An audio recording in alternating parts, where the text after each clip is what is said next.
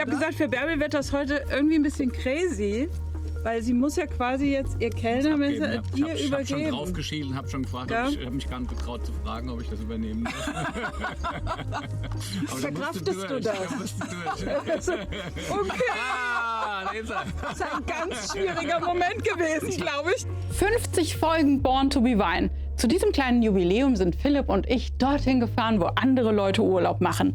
Nach Sylt. Oder genauer gesagt, in die Dünen des Söllringhofs.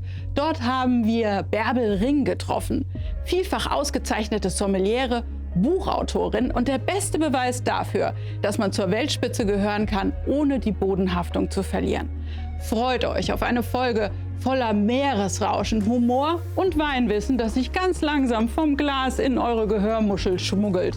Also, Füße in den Sand, Glas in die Hand und dann viel Spaß mit unserer 50. Folge Born to be Wine. So, aber wir fangen mit was an, wo wir kein Messer brauchen, ne?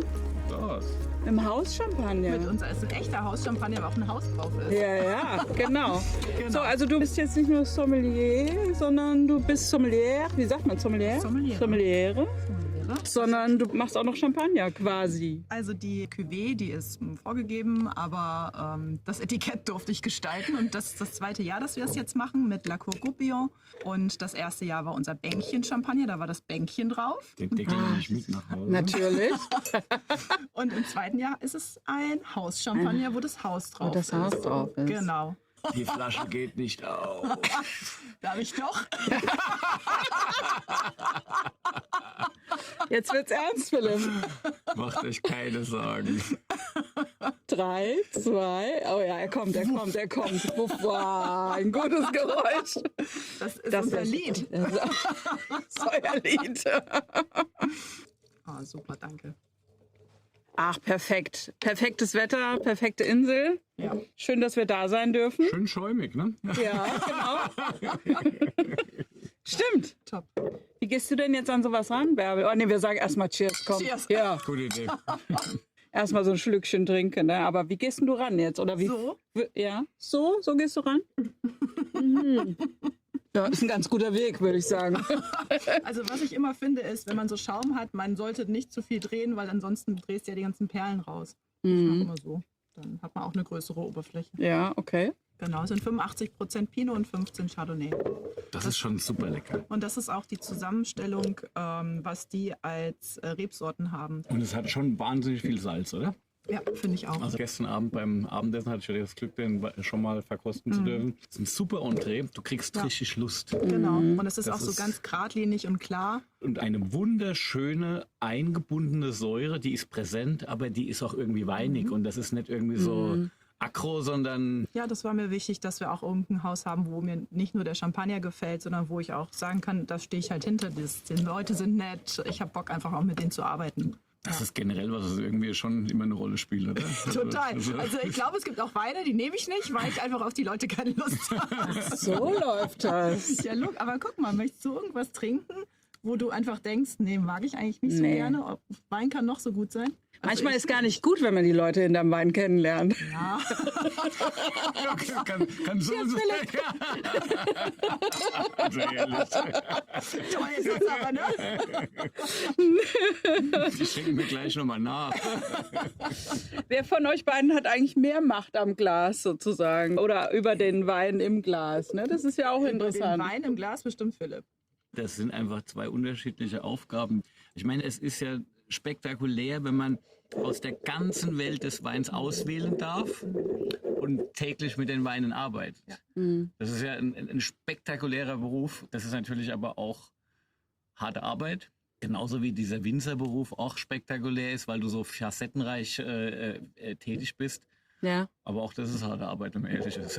Insofern, also ich glaube, dass Bärbels Job als Gastgeberin in so einem tollen Haus und als Sommeliere und mit dem Thema Wein, Einkauf und Spielen, dass das schon auch ein Traumberuf sein kann, wenn man an so einem Fleck ist wie hier. Aber ich muss auch sagen, es ist schon, du hast dann das Restaurant voll sitzen und du hast ganz unterschiedliche Menschen, mit denen du deinen Abend verbringst sozusagen. Jeder hat seine Bedürfnisse, alle wollen eine bevorzugte Behandlung empfinden und das ist schon auch kein einfacher Job, glaube ich. Vor allem denkt man immer so, ja, guck mal, du wohnst auf Sylt, das ist ja wie Urlaub, ne? Ja, genau, fast. Also ich glaube, man muss schon sehr menschenverliebt sein, um diesen Beruf zu machen. Ich könnte mir aber zum Beispiel auch nichts anderes vorstellen. Also wenn ich mir vorstelle, deinen Beruf machen zu müssen, das wäre gar nicht meins. Ich habe ja an meinem Praktikum auch, ich habe ja ein halbes Jahr bei Gunther Künstler mal gearbeitet und das hat Spaß gemacht, ja, aber ich war auch froh, als es vorbei war, weil es ist einfach überhaupt nicht meins. Aber in der Schule mochte ich auch schon keinen Gartenbau, das war auch nicht meins. Ne? Also jetzt, ne, ich mag es wirklich lieber da im Restaurant rumzurödeln und ich liebe es, im Stress zu sein und von rechts nach links und du drehst dich und dies und das und du hast die Zügel in der Hand und es läuft. Und alle sind glücklich. Und du bist halt in Kommunikation auch, ne? Genau. Also sie schwebt durch dieses Restaurant. Zack, dahin und immer eine andere Flasche. Und also das ist schon, klar, das ist eine Bühne irgendwie, Genau, ne? genau. Ja. Es ist ein Laufsteg, sage ich immer. Und vorne die Küche, der Pass, das ist die Bühne. Okay. Tak, tak, tak, tak. Vielleicht kannst du uns das nachher noch mal so ein bisschen vormachen, wie du das genau machst. Den Laufsteg. Aber es ist auch wichtig, ein gutes Team dann zu haben, oder? Das ist A und O. Also ist- ohne Team ist man nichts. Ohne Team ist man wirklich nichts. Also so viel Arbeit. Ich sag mal, das, was man ja abends erlebt, das ist ja nur die Kür. Wir sind ja den ganzen Tag da und bereiten vor und das würde man alleine im Leben nicht schaffen. Also das geht gar nicht. Also allein jetzt also nur vom Service, sag ich mal. Es müssen Teller vorbereitet werden, Weine müssen eingekühlt werden, das Restaurant muss eingedeckt werden. Es passiert so viel drumherum, was man halt alles nicht sieht. Ne? Und ohne Team ist man echt verloren. Und im Prinzip ist dann abends, wenn die Gäste da sind, ist wie beim Fußball, Anpfiff, es geht los. Genau. Und dann, Die Show beginnt. dann spielt man halt durch, ne? Genau, genau. dann spielt man durch. Und im besten Falle ist abends alles gut, alle Gäste sind glücklich, wir sind glücklich und der Tag, Haken dran, ist abgeschlossen. Das ist auch ein großer Vorteil. Du wolltest eigentlich Sozialpädagogin werden, ne? Genau. Das kommt dir ja manchmal jetzt ganz gut zu Pass, oder? Drogenberatung bin ich. Andere Seite. Okay. Nein, also der Plan war tatsächlich, ich habe angefangen zu studieren, Pädagogik, Psychologie. Ich wollte in die Streetwork, Drogenberatung. Ich habe in einem Jugendzentrum gearbeitet. Und das war eigentlich nur ein Nebenjob, den ich hatte. Aber es hat mir irgendwie so sehr getaugt. Also erstmal nur dieses Gastgeber sein oder einfach im Service, aber es war kein Gastgeber sein damals, es war Service, einfach zack, zack. Ne? Ja. Und das hat mir schon sehr gut gefallen und dann habe ich tatsächlich irgendwann das Studium geschmissen und eine Ausbildung gemacht. Und die standen dann abends immer alle nach Feierabend, die Kollegen, und haben Weine verkostet. Das ist das riecht danach und ich denke immer, das riecht einfach nur nach Wein. Keine Ahnung, was die da erzählen für einen Quatsch. Ne? Aber das fand ich so interessant, habe ich angefangen, mich mit auseinanderzusetzen. Also man kann das lernen, auch wenn man Ja, kann nicht man. die Nase hat am Auch wenn Anfang. man aus dem Ruhrgebiet kommt. Eine Nase braucht man trotzdem. Ja, Das ist wirklich trainierbar. Ja, Du musst genau. dir halt die Sachen einfach einprägen, weil guck mal, normalerweise, wenn du irgendwo dran reinbeißt oder was isst, du isst eine Banane, aber du denkst, während diese Banane riecht ja nicht, so riecht Banane, sondern du isst eine Banane, fertig. Das bedeutet, du hast ja das gar nicht katalogisiert in deinem Kopf. Du kannst es somit auch schlecht abrufen. Du hast dann irgendwann, dass irgendjemand neben dir sitzt und sagt, Banane, und du denkst, ah ja, stimmt, bin ich nicht drauf gekommen. Ne? So, und das ist ja eigentlich das Geheimnis an der Geschichte. Dieses Abspeichern von Aromen irgendwie, ne? Genau, einfach überall dran riechen. Sieht manchmal komisch aus. Ich wollte gerade sagen, das kann auch so ein bisschen unangenehm werden. Aber gut, wenn es der Sache dienlich ist, Ach, ich trinke noch einen Schluck von dem Campus. bei dem, was wir hier so quatschen, was du brauchst, So du noch einen einen kleinen Schluck schenke ich nochmal nach. Mach mal. Damit das Gespräch mal ein bisschen in Fahrt kommt hier. Und wenn nicht so nichts auch noch rein. Okay. Philipp, wie ist das eigentlich bei dir? Das wollte ich dich auch immer mal fragen. Du hast ja von Anfang an gesagt, du willst Winzer werden, aber jetzt so im Nachhinein, so rückblickend, könntest du dir auch was anderes vorstellen, was du mit gleicher Begeisterung machst? Nee. Also tatsächlich, ich muss lang nachdenken. Irgendwas Strategisches, ja. Also ich meine, ich sag mal so, gestalten im besten Sinne ist was mir Spaß macht, aber jetzt, um meine Talente entsprechend auszunutzen, ist es vielleicht ganz gut, dass ich Winzer geworden bin, weil ich weiß nicht, ob ich was anderes genauso gut könnte. Also insofern, irgendwie passt's. Ja, irgendwie passt's. Und, ja. Fußballer. Ja, Fußballer? wunderbar, aber da hätte man halt auch mehr Talent gebraucht. Ne? Hätte ich angefeuert. Ja, wir alle. Und warum bleibt man so lange auf Sylt, Bärbel? Guck dich um. Ja. Also es ist schon eine wunderschöne Gegend hier und ich bin jetzt 21 Jahre schon auf der Insel. Du bist jetzt Das zu ist Hause hier, oder? Ja, total. Ja. Also und völlig verhagelt. Hier war ja gar nicht der Plan. Ich habe gedacht, mal gucken und bin hier wirklich kleben geblieben. Aber es gibt wirklich echt andere Orte, wo ich nicht sein möchte. Und Freizeit ist gering, aber die wenige Freizeit, die man hat, ist sehr wertvoll. Und Ist ich halt finde, wenn man- effektiv, ne? Bist Genau, sofort Genau. irgendwie. Ja. Obwohl man eigentlich viel zu, tatsächlich wie als wenn man einen Wald vor der Tür hat, man geht nie in den Wald. Also hier ist so, ich gehe viel zu selten an den Strand. Ne? Ja. Was hat sich denn geändert, wenn du 20 Jahre hier bist, vom Ablauf des Jahres? Ist es so, dass es früher so war, dass wirklich Pause war und uns dann wieder losging und jetzt geht's durchgehen? Oder wie kann man Also das beschreiben? das ist, also eigentlich hat sich das, geht eigentlich so ein bisschen so wie so eine Wellenform. Also ganz am Anfang, als ich auf der Insel war es so, dass es ging eigentlich ab Bieke ging es eigentlich los. Ne? Biekebrennen, 21. Februar, hier ein großer Feiertag hier auf der Insel. Und dann ging es eigentlich los. Und dann hatte man noch mal so ein Juniloch, da war wieder so kurz vor den Sommerferien. Und dann war Hochsaison. Ja. Und das ging dann so bis Oktober und dann flachte das ab. Und dann zu Weihnachten und Silvester war wieder 2 Wochen 180% und dann war erstmal gar nichts. Ja. So. Und jetzt dann zwischendurch mit Corona und so war es dann irgendwie durchgängig eigentlich voll, weil es konnte ja keiner woanders hin großartig fahren. Also es ist sehr attraktiv gewesen. Und danach ist es auch wieder, hat sich wieder normalisiert, sag ich mal. Ne? Also es ist eigentlich auch so, wie es ursprünglich mal gewesen ist. Das heißt aber, es gibt dann schon auch mal 4 Wochen, wo er sagt, okay, machen wir unsere Ruhe. Genau, das ist wir haben immer im Januar, machen wir auch zu, weil auch hier müssen natürlich die Zimmer, es muss ein Teppich ausgetauscht werden, eine Tapete muss erneuert werden und das musst du machen. Und einmal im Jahr ist es einfach Pflicht, weil ansonsten hast du hinterher Problem, dass die Zimmer irgendwann abgeranzt sind oder sowas. Ne? Und versuchst du in der Zeit hier abzuhauen? Oh ja, ich hau ab. Ja, Aber ich glaube, ganz viele machen hier Urlaub. Also im Januar, Februar oder weil so es so ist, schön ruhig ist. da versucht man Urlaub zu machen. Ne? Ja. Genau, Also ja. wir versuchen dann halt immer uns In den Süden zu fliegen. Genau. Ja, weil das ist so, also wir sind gerne auf Madeira, wir sind gerne auf Lanzarote, mein Mann und ich, aber auch gerne mal woanders hin. Aber jetzt sitzen wir ja hier vom Söringhof. Erzähl doch mal, es wird vielleicht ein paar Leute geben, die ihn noch nicht kennen. Was ist das Spezielle am Söringhof? Also ich nenne sie La Grande Dame. Sie thront so auf ihrer Düne. Und das Spezielle ist eine kleine Insel auf der Insel. Also wir haben nur 15 Zimmer. Und das bedeutet, es ist alles sehr persönlich, sehr eng, sehr klein. Wir kennen unsere ganzen Gäste. Wir haben super viele Stammgäste.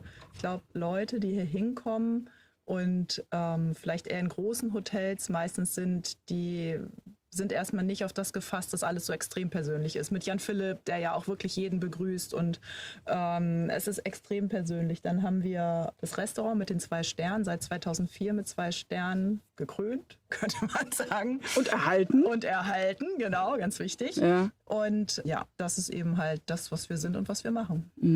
Nicht mehr und nicht weniger. Du warst gestern Abend da und? Ja, es war herausragend. Also, also das, was halt hier wirklich so ist, es entschleunigt total. Es ist eine super entspannte Atmosphäre und du kriegst auf eine unheimlich charmante und nette Art und Weise einfach auch High-Class zum Dinner präsentiert. Ja? Also wirklich ein ganz detaillierte, detailreiche Zutaten-Thematik, die du auch einzeln wahrnehmen kannst. Du kriegst es auch schön erklärt. Wir haben ein tolles Menü gegessen, wir haben super Wein dazu getrunken und sind auch mit vollem Bewusstsein hier rausgegangen. Ich finde, das ist was wichtig ist. Das ist, also ich glaube, man sollte nicht hierher kommen und jetzt dann so ein Vollgas essen und trinken und hinterher die Sinne weg sein, weil das ist irgendwas, da brauchst du deine Sinne für.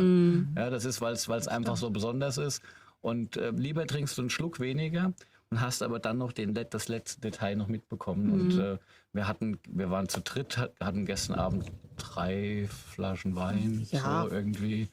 Das ist ja voll im Rahmen, ne? Ja. Und die Flaschen waren gut. Auch über das Zeitfenster. Das ist ja nicht so, bist ja nicht in einer Stunde durch, Genau. ne, sondern du hast ja ein abendfüllendes Programm. Ja. Was will ich denn jetzt? Ja, Achtung. Der erste 25er. Klar. Also blutjung, frisch von der Füllanlage mehr oder minder. Und auch natürlich eine sehr jugendliche Nase, schon noch eine gewisse Reduktion drin. Ein reiner Spätburgunder als Rosé. Man sieht es farblich, es ist eine relativ helle Geschichte.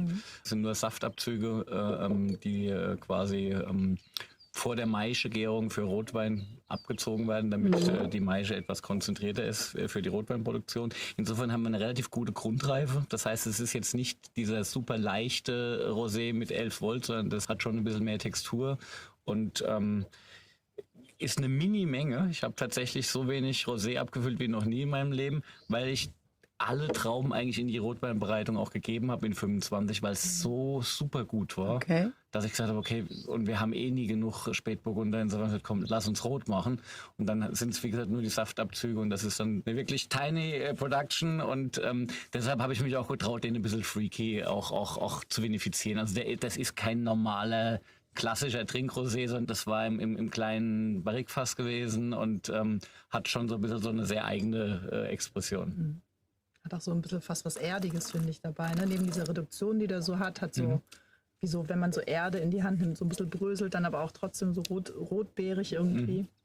Ich bin jetzt ganz gespannt, wie du da rangehst, weißt du, an Wein. Also erstmal riechen. Ich sag, wir haben die 3 Detektive, Auge, Nase, Mund. Ne? Auge, logisch, verrät dir manchmal auch schon ganz viel. Erstmal ist es ein Rot- oder Weißwein oder ein Rosé. Ja, gar nicht so leicht zu erkennen. Ja, nicht so leicht, wollte ich gerade sagen. Genau. In der Sonne ist gar nicht so leicht jetzt, ja genau. Dann natürlich also erstmal, du hast ja auch dementsprechend eine Viskosität, ist ja nicht nur Wasser, es sind ja Was macht er im Glas, so meinst gelöste du? Stoffe in Wasser. Ne? Und ich finde immer so, wenn man da halt so ein bisschen drüber nachdenkt, wie ist denn eigentlich diese Viskosität? Also wie viele Stoffe sind denn da drin? Wie fließt denn der? Ist es eher wie so flotte Biene, sag ich mal, ne? So richtig viele Stoffe, die gelöst sind? Oder sind es etwas weniger Stoffe, die gelöst sind? Und dann von der Farbe her finde ich das interessant. Farbe sagt ja auch häufig was übers Alter aus. Also wenn man zum Beispiel Rotweine hat oder so, die so leicht kastanienfarben schon sind, kann man davon ausgehen, dass sie wahrscheinlich ein bisschen gereifter sind. Und man kann sich das vorstellen wie ein Apfel, den man aufschneidet und an der Luft fängt er an, so ein bisschen bräunliche Farben anzunehmen. Also so finde ich das eigentlich immer ganz interessant, wie man so mit dem Auge eigentlich rangehen kann. Und die Nase ist das Schwerste, ist das Archiv. Ja. Und finde ich am kompliziertesten, weil man sich auch so leicht ablenken lässt von irgendjemandem, der am Tisch sitzt und sagt, Mensch, was riecht danach? Und du fängst an zu suchen und denkst, ja, stimmt irgendwie, ne? Und manchmal muss man seinen eigenen Weg dann auch verfolgen, finde ich. Und immer wieder sich zurückholen, gerade in Blindverkostungen, ne? Irgendwann denkt man so, ich glaube, das könnte das und das sein. Und dann fängt man an zu suchen. Hat es diese Komponenten? Ja, ich glaube, es hat die Komponenten. Dann ist man schon eigentlich meistens falsch, ne? Meistens sollte man sich tatsächlich, finde ich, auf den ersten Eindruck verlassen und an dem eigentlich arbeiten und nicht anfangen zu denken. Also mich überfordert das als Anfänger auch immer, wenn ich manchmal habe ich so Sommeliers, die zählen so ein ganzes Fruchtkörbchen auf, wenn die, weißt du, so das ist so, so eine ganze. Du bist doch gar kein Anfänger. Ja, Du oder bist doch dann. Profitrinker. Ja, okay. Sag, jetzt ist es raus. Jetzt ist es raus. Ich hab alles verraten. Immer diese Kokettiererei. Aber ich finde das wirklich schwierig, wenn dann da so, weißt du, und dann noch, da wird irgendwie so eine ganze Karte aufgezeichnet. Das überfordert mich, weil ich rieche vielleicht eine Sache oder zwei. Oder Also ich sage euch mal was, mir ist das gar nicht so wichtig. nee. Ich bin überhaupt nicht so dieser Aromenforscher, der jetzt dann diese ganze Palette, sondern mir geht's immer im ersten Moment, spricht mich das an, ja oder nein? Das ist so das allererste. Wenn es mich anspricht, interessiert mich, warum es mich anspricht und dann denke ich, gehe ich in die Tiefe. Wenn es mich nicht anspricht, muss ich wissen, warum es mich nicht anspricht. Das ist eine andere Ebene, als nur auf der Suche zu sein, nach was schmeckt's oder was könnte es sein. Das kommt dann irgendwie so noch mit rein. Aber für mich ist eigentlich erstmal macht's mich an, ja oder nein? Und dann natürlich in die Tiefe gehend. Also die erste Frage kann ich auch beantworten meistens. Ja, aber das ist ja am Ende, das ist Ja. darum geht's. Ja, Darum geht's. ja. Und wenn ich was gut finde, dann will ich mehr drüber wissen. Ja. Und wenn mir was nicht gefällt, dann ist es so, dass ich vielleicht auch gar nicht so drauf einsteige. Es sei denn, wenn es dann hinterher aufgedeckt wird, sage ich mal, es ist was, wo ich eigentlich wertschätzen müsste und dann muss ich mich dann halt auch mit auseinandersetzen. Also für mich ist das, aber finde ich auch sehr gut, also für mich ist auch natürlich auch der Ansatz, schmeckt oder schmeckt nicht, ist auch für mich das Wichtigste bei den Gästen natürlich, weil was sollen die sich den ganzen Abend mit einer Flasche Wein auseinandersetzen, der dir nicht taugt. Für mich ist es trotzdem sehr wichtig, auch mich mit Weinen auseinanderzusetzen, die jetzt gar nicht meinem Profil entsprechen. Ne, das ist halt mein Beruf, auch solche Sachen mit auf die Karte zu nehmen Klar. und auch zu checken, ist es eine Qualität, ist es ein guter Wein wie gesagt, er muss mir ja nicht zwingend schmecken, weil es nicht alles schmeckt einem. Das ist auch gut so, ne? Also du setzt Weine auf deine Karte, die du nicht magst. Nee, das stimmt nicht ganz, aber es gibt mit Sicherheit Weine auf meiner Karte, die ich mehr präferiere. Ja, gut. Mhm. Genau. Ja. Also ich würde keinen Wein auf die Karte nehmen, den ich nicht als gut befinden würde. Aber es bedeutet nicht, dass es mein Geschmack ist. Zum Beispiel, also ich mag Weine sehr gerne, wenn sie sehr pur, sehr karg sind in ihrer Stilistik. Mein Mann mag Weine viel lieber, wenn sie breit und opulent und dieses Rubenshafte eigentlich fast haben. Ne? Und das ist eigentlich ganz praktisch. Wir trinken immer 2 Flaschen. Ihr seid das perfekte Paar. So sind halt Geschmäcker unterschiedlich. Ich glaube immer, dass es auch super wichtig ist, dass es so viele Geschmäcker gibt. Wie langweilig wäre denn das Leben, oder? Wie langweilig wäre ein Restaurantbesuch. Es gibt ein Essen, es gibt ein Wein, fertig. Ja, ja. Aber was ich mir wirklich schwer vorstelle, ist, dieses Gespür zu haben, wer da vor dir sitzt, was der jetzt trinken könnte, beziehungsweise was dem schmecken könnte. Ach, das kriegst du relativ schnell, glaube ich. Ja. Also zum einen, Gott sei Dank, redet man ja mit den Menschen. Und also ich glaube, ich meine, das ist dein Metier. Ich glaube, dass es so ist, dass man schon über 3, 4 Sätze. Reicht völlig aus. Ja. Das Schlimme war, die Bärbel wusste gestern schon, was ich bestellen werde. Ja, gut. Ja, die Karte ist ja jetzt nicht klein. Ja? Also es ist jetzt nicht so, dass es also. Du kommst rein. Sie hat es halt wirklich leider Gottes. Sie hatte echt. Witzig. Das ist Hey. Jetzt waren die ja zu Gast bei dir. Gibt es denn auch so echte No-Gos, was man nicht machen sollte? Also, oder wie haben die denn? Wie lief denn das so mit Haben denen? sich benommen. Ja? Okay, das ist schon mal gut. So, aber wie würde man sich denn nicht benehmen? Was wären da? Oh, ich finde, es gibt Sachen, also jeder von uns hat doch ein bisschen Anstand. Man sagt bitte, man sagt danke, man lächelt, wenn man angelächelt wird. So Ja. ganz normale Standardsachen. Ja, ja. Also ja, das reicht mir ja eigentlich schon. Ne? Das ist nicht so anspruchsvoll eigentlich. Eigentlich schon. Aber das ist Aber das ist das Mindeste. genau, Ja, ja, oder? genau. Also Ja. ich finde eine Wertschätzung Ja. gegenüber den Leuten, die mir ja einen schönen Abend bereiten, weil wir sind ja nicht da, wir wollen ja keinem was Böses, sondern unser Plan ist ja, dass wir alle gemeinsam einen schönen Abend haben. Ja. Und nicht nur du, sondern wir auch. Weil sonst Ja, würde und ich den Job nicht deshalb machen. finde ich, ist Gastfeedback auch was Ja. Wichtiges. Ja. Genau. Dass die Leute auch ihre Freude dann auch mitteilen, Ja. wenn es einen Spaß macht. Total. Genau. Das ist, Ja. ist glaube ich, Ja. ist genauso, wenn jemand mir sagt, dein Wein schmeckt mir. Ja? Das Ja. ist dann auch das Feedback, brauchst du halt ab und Schmeckt zu mir mal. übrigens. Ja, Glück gehabt. Ja. Ja, das ist eigentlich gar nicht dein Stil da, der Wein. Ne? Das ist so ein bisschen schräg, das Ding da. Ne? Ein bisschen schräger, ja.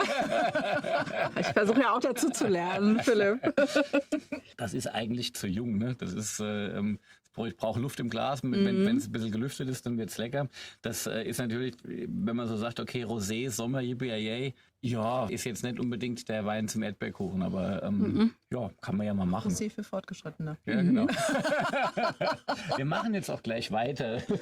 Oh, jetzt kommt was von der Eva. bin Wir ich hatten die auch Eva auch im Podcast. Großer Fan von Du, und Sachen. weißt du, wie lange wir gebraucht haben, um die Eva in den Podcast zu kriegen? Ne? Nee. Ja, sehr Er hat schon lange. lange geweigert. Ich sehr lange geweigert, aber wirklich. Es ist ein bisschen bissig, das Messer.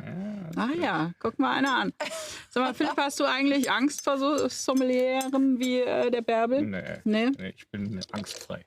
Aber jetzt stell dir mal vor, sie würde jetzt entscheiden und sagen, also das vom Wittmann, diesen Jahrgang nehme ich nicht auf die Karte. Das, Du, dann ist es so. Ja. Dann ist es so. Das ist also. gehst du dann in Therapie oder ist das, wie geht das dann weiter?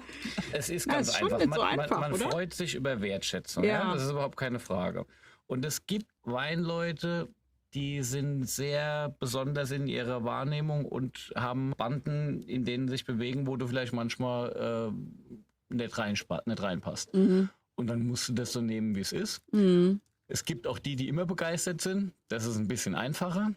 Aber am Ende ist natürlich die Auseinandersetzung und die Diskussion, das Gespräch drüber, wenn man dann irgendwie auf einer Messe oder wie auch immer, wo man sich begegnet, über Weine spricht, ist auch immer aufschlussreich und hilfreich. Ja, das ist Ja. auch immer so es ist ja auch immer ein gewisses Learning dabei. Also du fragst auch nach, warum schmeckt dir das dieses Jahr nicht, oder? Und es ist schon so, es gibt schon die Sommeliers, die zum Verkosten kommen, bei denen ich gespannt bin. Und mir auch die Information, die Kritik doch sehr gespannt anhöre, weil sie für mich persönlich relevant ist, weil ich eine gewisse Wertschätzung habe. Und insofern ist es schon so, dass es nicht immer alles gleich ist, also um Gottes Willen. Und man, wie gesagt, man lernt auch mal über eine kritische Äußerung, ja, die einem auch weiterhilft. Ja. Und am Ende muss man ja auch ganz klar sagen, das, was wir machen, hat so viele Einflussfaktoren. Größte natürlich ist die klimatische Bedingung, aber natürlich, man macht auch nicht immer alles 100%ig richtig oder man trifft mal auch eine Entscheidung, die man vielleicht im Nachhinein vielleicht anders getroffen hätte. Wenn man ein guter Winzer ist, hat man die Chance, dass man schon, ich sag mal, in 8 von 10 Jahren richtig gut ist. Und da von diesen 8 Jahren sind vielleicht 3 der 4 dabei, die sind super gut. Aber am Ende, sodass du ins Schwarze triffst, das schaffst du nicht jedes Jahr. Dazu brauchst du auch immer ein bisschen Glück. Und das ist in dem Diskurs mit den Leuten, die sich auskennen, immer spannend, auch wieder so die nächsten Schritte zu lernen. Am Ende ist nur eins wichtig: Das, was du aus dem Vorjahr gelernt hast, darfst du nie im nächsten Jahrgang meinen, 1:1 umsetzen zu wollen, weil der Jahrgang wird anders sein. Also es ist ein Sammeln. Es ist ein Sammeln an Informationen, aus denen du Bauchgefühl? aus denen du halt dann mit der Zeit eben deinen Stil auch entwickelst. Und und dann ist es manchmal so, weil weiß man genau, okay, ich mache da was, das gefällt nicht jedem, aber du bist trotzdem von überzeugt, du machst es halt trotzdem. Ja, also für mich ist es so, ich häschel auch nicht jedem Trend hinterher, sondern es ist schon so, dass es eine Art Wittmann-Fingerprint, eine Wittmann-DNA gibt, für die ich auch stehe und der ich auch treu bleiben möchte. Also insofern... Ja, bei dir ist das ja so toll, dass man auch Dinge auf der Karte findet, die man jetzt nicht woanders unbedingt gleich findet. Aber wie oft kommt das vor, dass du jetzt auch mal einen großen Namen streichst oder so von der Karte?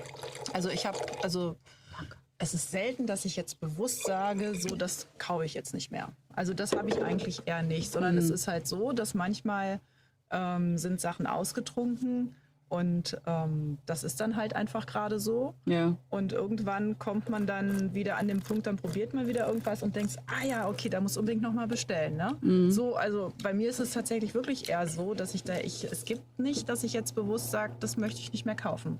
Weil alles, was ich auf der Karte habe, gefällt mir. Und es gibt auch alles, was ich bisher eigentlich auf der Karte hatte oder eingekauft habe, taugt mir ja auch. Ne? Sonst hätte ich es ja nicht irgendwann mal gekauft. Ne? Und ich finde das, was Philipp auch gesagt hat, gerade mit dem Wein, ja, also so eine Pflanze ist ja auch nur ein Mensch, ne? Und die hat ja auch ihre Bedürfnisse und ihr Ziel ist es ja auch einfach auf diesen Samen aufzupassen und sich zu schützen und je nachdem, was man da hat und das kann man ja überhaupt nicht beeinflussen und deswegen finde ich es auch immer so schwierig zu sagen, Mensch, also das haben sie ja richtig scheiße gemacht. Ne? So, nein, also das gehören ja so viele Faktoren mit dazu, ne? Aber wie gesagt, jetzt so, dass ich sage, das streiche ich von der Karte, das habe ich eigentlich nicht. Sind eher manchmal Sachen, die laufen manchmal dann aus, weil ich sie hinterher dann immer noch mal nachverkoste und denke so, nö, gerade nicht, verkoste ich irgendwann wieder. Das kann ja auch passieren. Ja. Finde ich vom Grundsatz halt aber auch schön, wenn irgendwie auch immer ein bisschen Bewegung drin ist. Ja. Also wenn du so statisch, ich meine, klar, wenn du eine riesen, so eine Bibel an Weinkarte machst, die also einfach, was weiß ich, 1000 Positionen hat und was weiß ich, und dann ist es halt so ein bisschen wie so eine Enzyklopädie, da sammelst du halt die Sachen, die du haben musst, in Anführungszeichen. Wenn du aber so eine aktive Weinkarte hast, die so ein bisschen in einem Rolling-Stil unterwegs ist, dann ist es natürlich auch für den Gast so, dass er immer wieder die Chance hat, auch neue Sachen zu entdecken und neue Themen auch irgendwie gespielt werden. Und das hat natürlich seinen Reiz. Ne? Also, Kommt man auch lieber als Gast dann zurück, ne? Weil man immer wieder was Neues entdecken kann. Im also Zweifel. ich mag beide Varianten. Ich mag auch diese dicken Bibeln. Das ist, weil du natürlich da sitzt du dann so, was sollten wir jetzt nehmen? Das oder das? Wir nehmen alle. Auch mal schön. Es hat beides seinen Reiz. Entscheidend ist, dass diese Weinkarte auch gelebt wird und dass die nicht einfach nur so, ne? Also Ja. Aber sucht man hier andere Weine aus auf der Insel? Also braucht mehr Nähe, einen anderen Wein? Ja, also meiner Meinung nach ja, weil wir hier so ein jodiges Klima haben. Das ist Lauf am Strand lang, du hast salzige Lippen.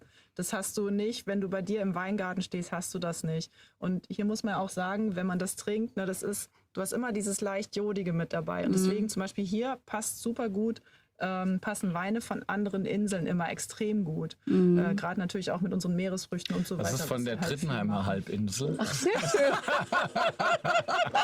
Ein Inselwein. Ein Inselwein, das ist schön. Trittenheimer Apotheke 2024. Das ist eine Insel in der Mosel.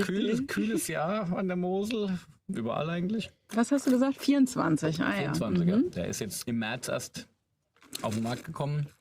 Also sehr jugendlich noch. Ganz typisch diese blau-schiefrige Textur. Schlank und fein. Und das kannst du halt, das hat Hochwertigkeit, keine Frage, aber du kannst es auch jetzt im Moment mit großen Schlucken trinken und es tut auch nicht weh. Ne? Das ist das Schöne. Also, Ja. Was sagst denn du dazu jetzt? Also komm, hau raus.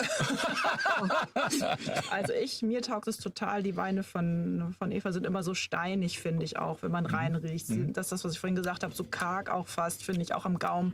Da ist jetzt nichts, was irgendwie versteckt ist oder so. Ne, das präsentiert sich und also mir taugt das total, weil das einfach auch in dieser Salzigkeit, die der Wein einfach am Gaumen mitbringt, das nässt so richtig nach. Ne? So, man möchte eigentlich die Hand, geht automatisch in diese Richtung. der ist schon leer wieder. Also irgendwie. Siehst du? Und der hat mit Sicherheit auch nicht so viel Alkohol, denke ich. Ne? Das ist halt- 11 steht auf dem Kannst du Etikett. super trinken heute, auch noch mit einer Veranstaltung. Das geht gut. Siehst du? Also das ist im besten Sinne isotonisch, ich schenke nochmal nach. Ja. Wichtig ist, dass die Gläser klingen. Genau. Also wann ist Wein groß für euch? Sagt mal. Wenn er in die Unendlichkeit geht. Also sprich, wenn du jetzt wenn du das im Nachhalt hast, was da passiert. Und es sticht nichts hervor, sondern es ist alles parallel und es geht einfach weiter, weiter, weiter, weiter. Und es hört einfach nicht auf. Und du bist schon 3 Runden durchs Restaurant gelaufen und du bist immer noch genau an diesem Punkt Das sind angekommen. immer noch im Mund, im Gaumen. Aber genau so. Und es ist immer noch nichts hervorgestochen. Weder die Säure noch die Gerbstoffe. Du musst aber dafür nicht durchs Restaurant laufen. Du kannst da am Platz sitzen. Weil, wenn du demnächst jetzt immer aufstehst, um zu gucken, ob der Wein groß ist. ich sag doch, die Dame hat das gesagt.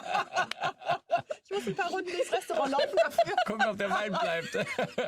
Nee, aber das ist für mich wirklich großer Wein. Aber ich muss sagen, ich liebe Weine, die Ecken und Kanten haben. Große Weine, natürlich liebe ich große Weine, ne? Aber ich liebe Weine, die Ecken und Kanten haben. Ich liebe Weine, wo du hinterher auf irgendwas rumkaust und denkst die ganze Zeit so, boah, was für ein geiler Gerbstoff, ne? So zum Beispiel, ne? Okay. Mag ich richtig gern. Oder wo du hinterher die Säure halt so im Nachhall noch hast und denkst so, oh ja, ne? So, das Ecken und Kanten mag ich super gerne im Wein auch. Und ist das der Zugang zur Naturweinwelt dann gewesen wirklich? Weil das ist schon ein Thema, wo du auch mit drin bist, oder? Ja, ich glaube, Berlin ist da mehr drin als ich. Ich glaube, die Sache mit diesen ganzen, ich glaube 2015 ist es so extrem aufgeploppt. Und ich habe so viel fehlerhafte Weine probiert, wo die gesagt haben, nee, muss so. Ich denke, scheiße, der muss nicht so, der ist einfach nur fehlerhaft, dieser Wein. Ich möchte diesen Wein nicht trinken. Ne?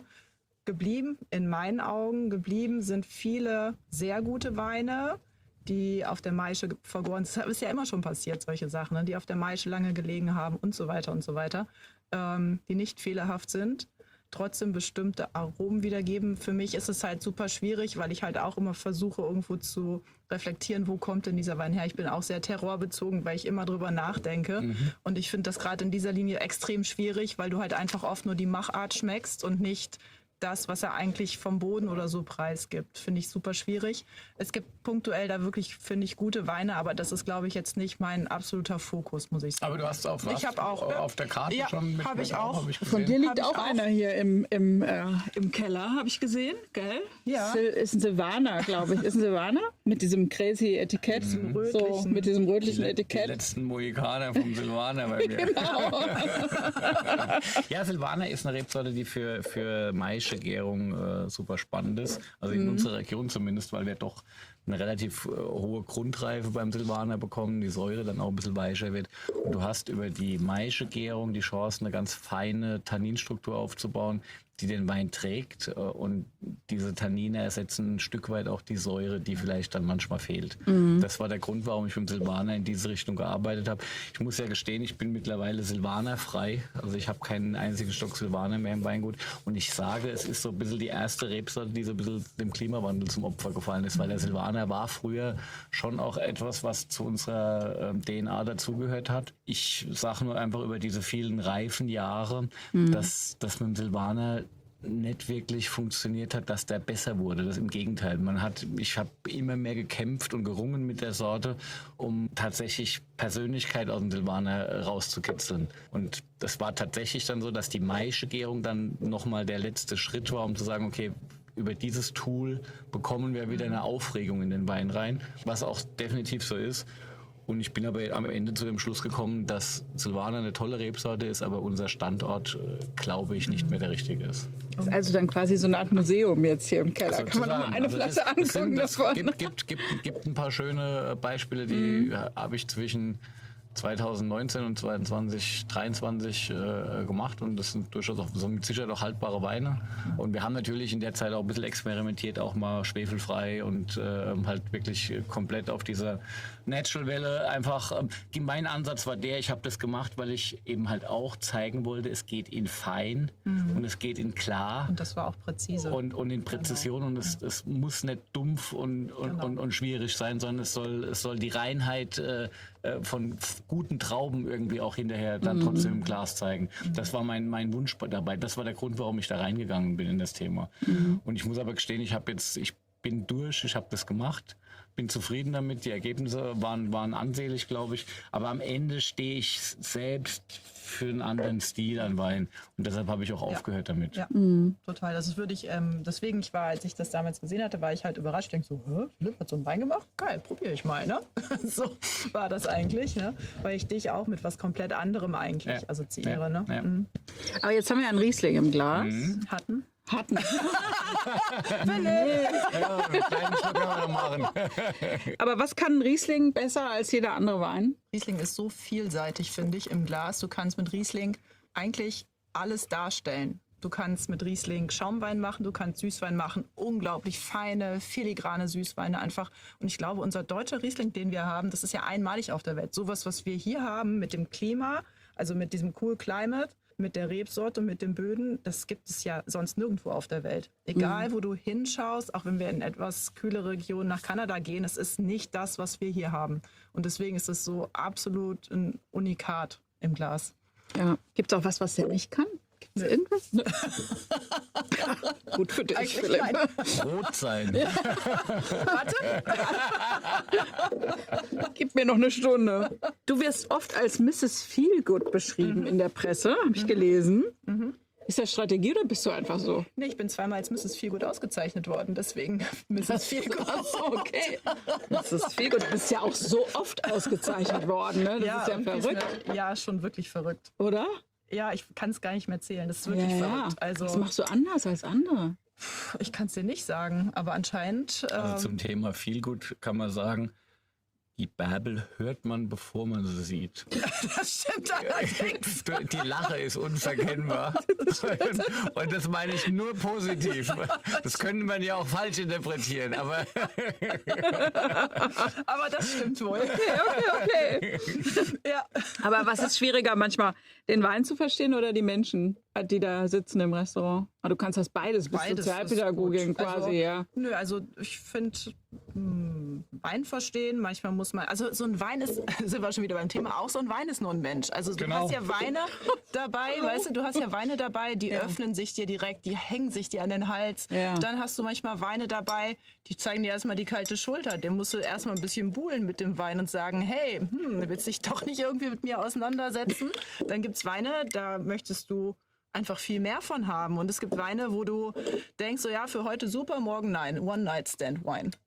Was auch immer. Also so ist ja so komplex Man ist das reißt ganze aus Thema ja. Ne? sozusagen, ja. Also deswegen ist, finde ich, eigentlich ziemlich gleich eigentlich. Ne? Okay. Ich finde ja, das mit dem Wein, das wird manchmal auch sehr kompliziert gemacht oder kompliziert. Mir ist das manchmal, weil ich habe jetzt sozusagen den ganz anderen Zugang so über die Winzer. Und da merke ich oft, dass Wein ganz einfach sein kann. Also nicht einfach im Sinne, dass er nicht vielschichtig wäre, aber die Herangehensweise ist eine gerade und nicht so eine verkopfte, Also oder? ich kann mir nicht vorstellen, dass Philipp sich die Weine macht und sich dabei vorstellt, so ich hoffe, dass jetzt ganz viele Menschen im Anzug und Krawatte da stehen und alle einen auf den hier machen mit meinen Weinen, sondern ich hoffe, dass Philipp, und da gehe ich ganz locker von auf, denkt, Leute, macht die Flaschen auf und habt Spaß. Ja. Also dafür ist er doch gemacht. absolut. Mhm. Absolut. Ja. Absolut. Und ich freue mich wie ein kleines Kind, wenn ich jedes Jahr von Neuem erlebe, dass die Herkunft im Glas schmeckbar ist. Wenn du einfach, das ist das, was mich am meisten inspiriert und am meisten auch antreibt. Ich möchte einfach den Weinberg schmeckbar haben. Und das im bestmöglichen Sinne.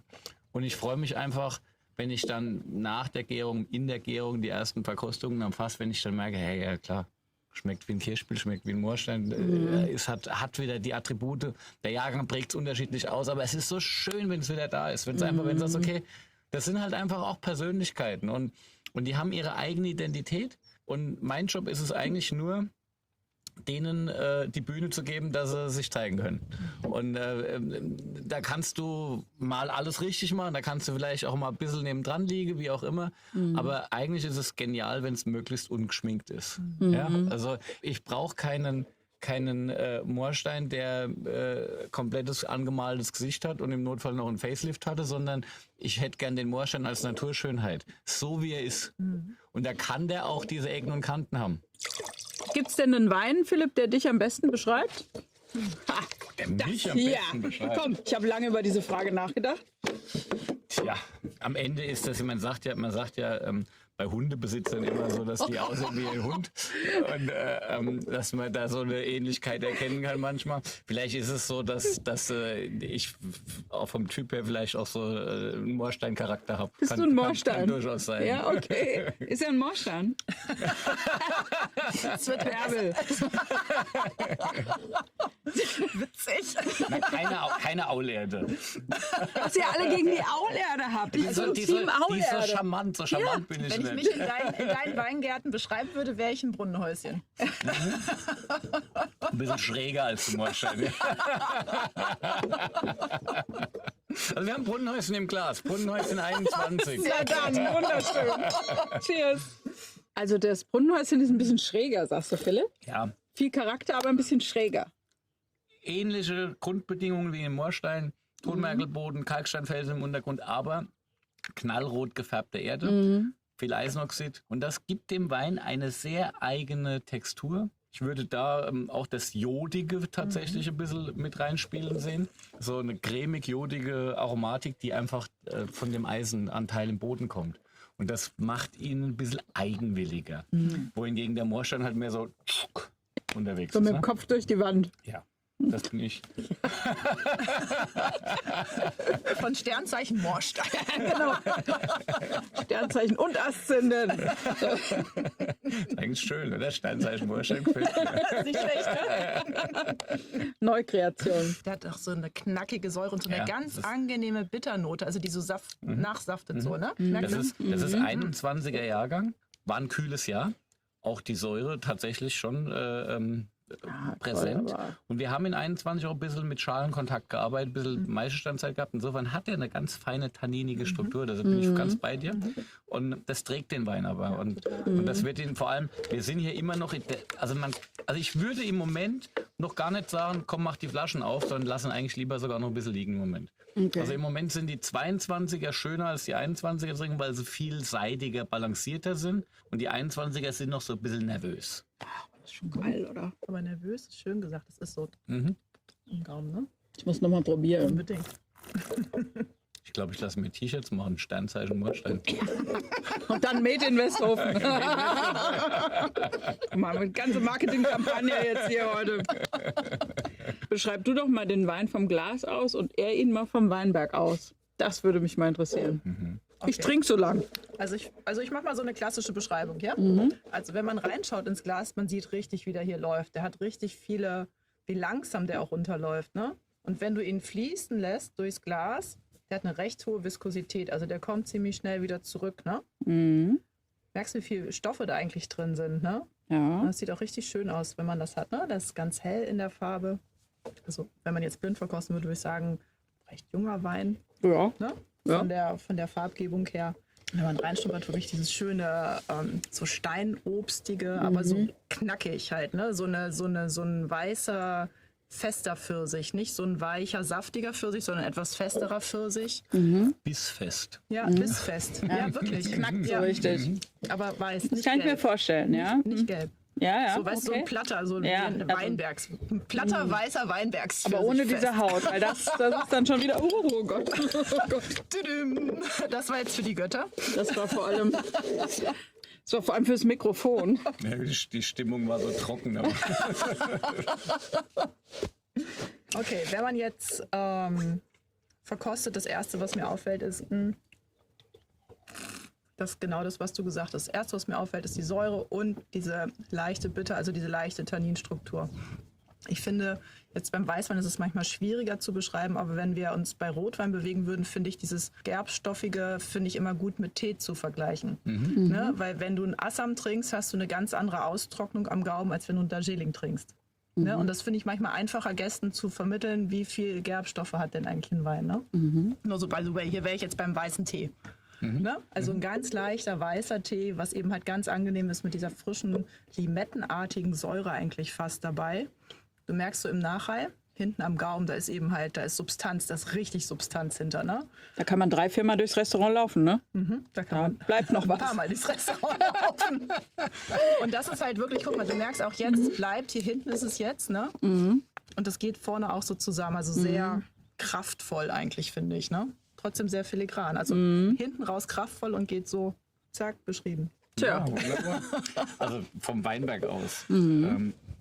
Das Brunnenhäuschen liegt relativ oben im Berg, ist ein reiner Südhang, aber ein bisschen windoffen nach Westen. Da ist schon auch geht immer auch der Westwind rein.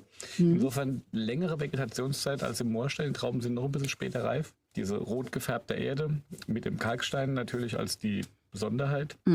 Alte Reben, kleine Beeren und in 21 die Assoziation einer späten Traubenreife und dieses Warten, bis du da dran darfst an die Trauben, weil das war du hast die probiert und das war alles immer auf dem Weg, aber es war halt noch nicht da, wo du es haben wolltest. Und wir haben tatsächlich in 21 mal so eine richtig lange Hängzeit der Trauben am Stock wieder gehabt, mit gesunden Trauben, Gott sei Dank. Und das ist insofern, ist es eher so diese klassische Riesling-Textur, wie sie früher war. Du merkst schon, das ist so ein bisschen harsch irgendwie noch. Das braucht Zeit, um sich dann eben in Balance zu bringen.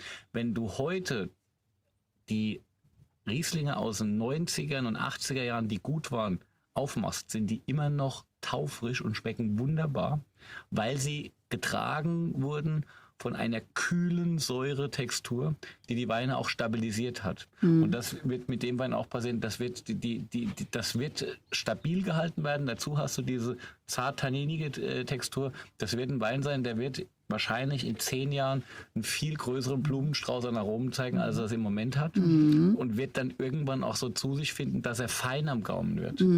Aber da ist es noch auf dem Weg. Das ist so ein bisschen wie wenn du jetzt, das könntest du jetzt mit einem Pinot Noir, den du jetzt aus 21 aufmachst, vergleichen, wo du genau weißt, das braucht wenigstens noch 6, 7 Jahre, bis wir mal da sind. So würde ich das hier jetzt auch sehen. Und das ist so, für mich ist das ein Wein, den du jetzt aufmachen darfst, wenn du mal so ein Glas trinken möchtest, wenn du wissen möchtest, wie es schmeckt. Oder du hast eine gezielte Idee, dass du sagst, ich brauche jetzt was am Gaumen ein bisschen was macht bei einem Gericht oder so. Aber es ist jetzt nicht die Flasche, wo ich sage, jetzt zack, Korken raus und jetzt trinken wir die schnell. Dazu ist er im Moment noch nicht an dem Punkt.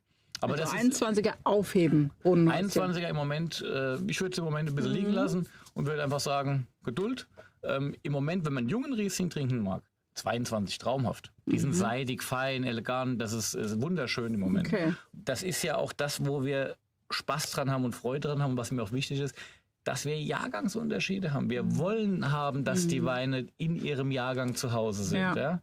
Also das ist einfach, das gehört einfach dazu, das ist Teil ihrer DNA. Und deshalb freue ich mich drüber, wenn ich dann auch diese unterschiedlich feststellen. Wenn du es dann vertikal probierst, du hast ja jetzt so ein Brunnenhäuschen, fängst an mit dem jungen 24er und gehst zurück bis, was weiß ich, 2007 oder so. Und dann erlebst du einfach auf der einen Seite immer wiederkehrende Themen, die einfach auch zur DNA dieses Weins, zu seiner Persönlichkeit gehören. Und du erlebst aber auch die Unterschiedlichkeit. Und das ist das, was es eigentlich ausmacht. Und das ist das, was diese Idee von Herkunftswein mit Jahrgangsprägung in ganz Mitteleuropa letztendlich in ihrer Tradition einfach so schön macht. Ja? Das ist die Aufregung. Und dann kommst du automatisch wieder zu der Weinkarte und dann blätterst du in so einer Karte. Dann siehst du einen Jahrgang, den du schon lange damit probiert hast, und sagst, oh, das interessiert mich jetzt mal, mit der gerade ist. Ja. So, Ja. und das ist das, was schön ist. Würdest du ihn jetzt zu einem bestimmten Gericht schon rausholen oder würdest du auch noch mal liegen lassen jetzt?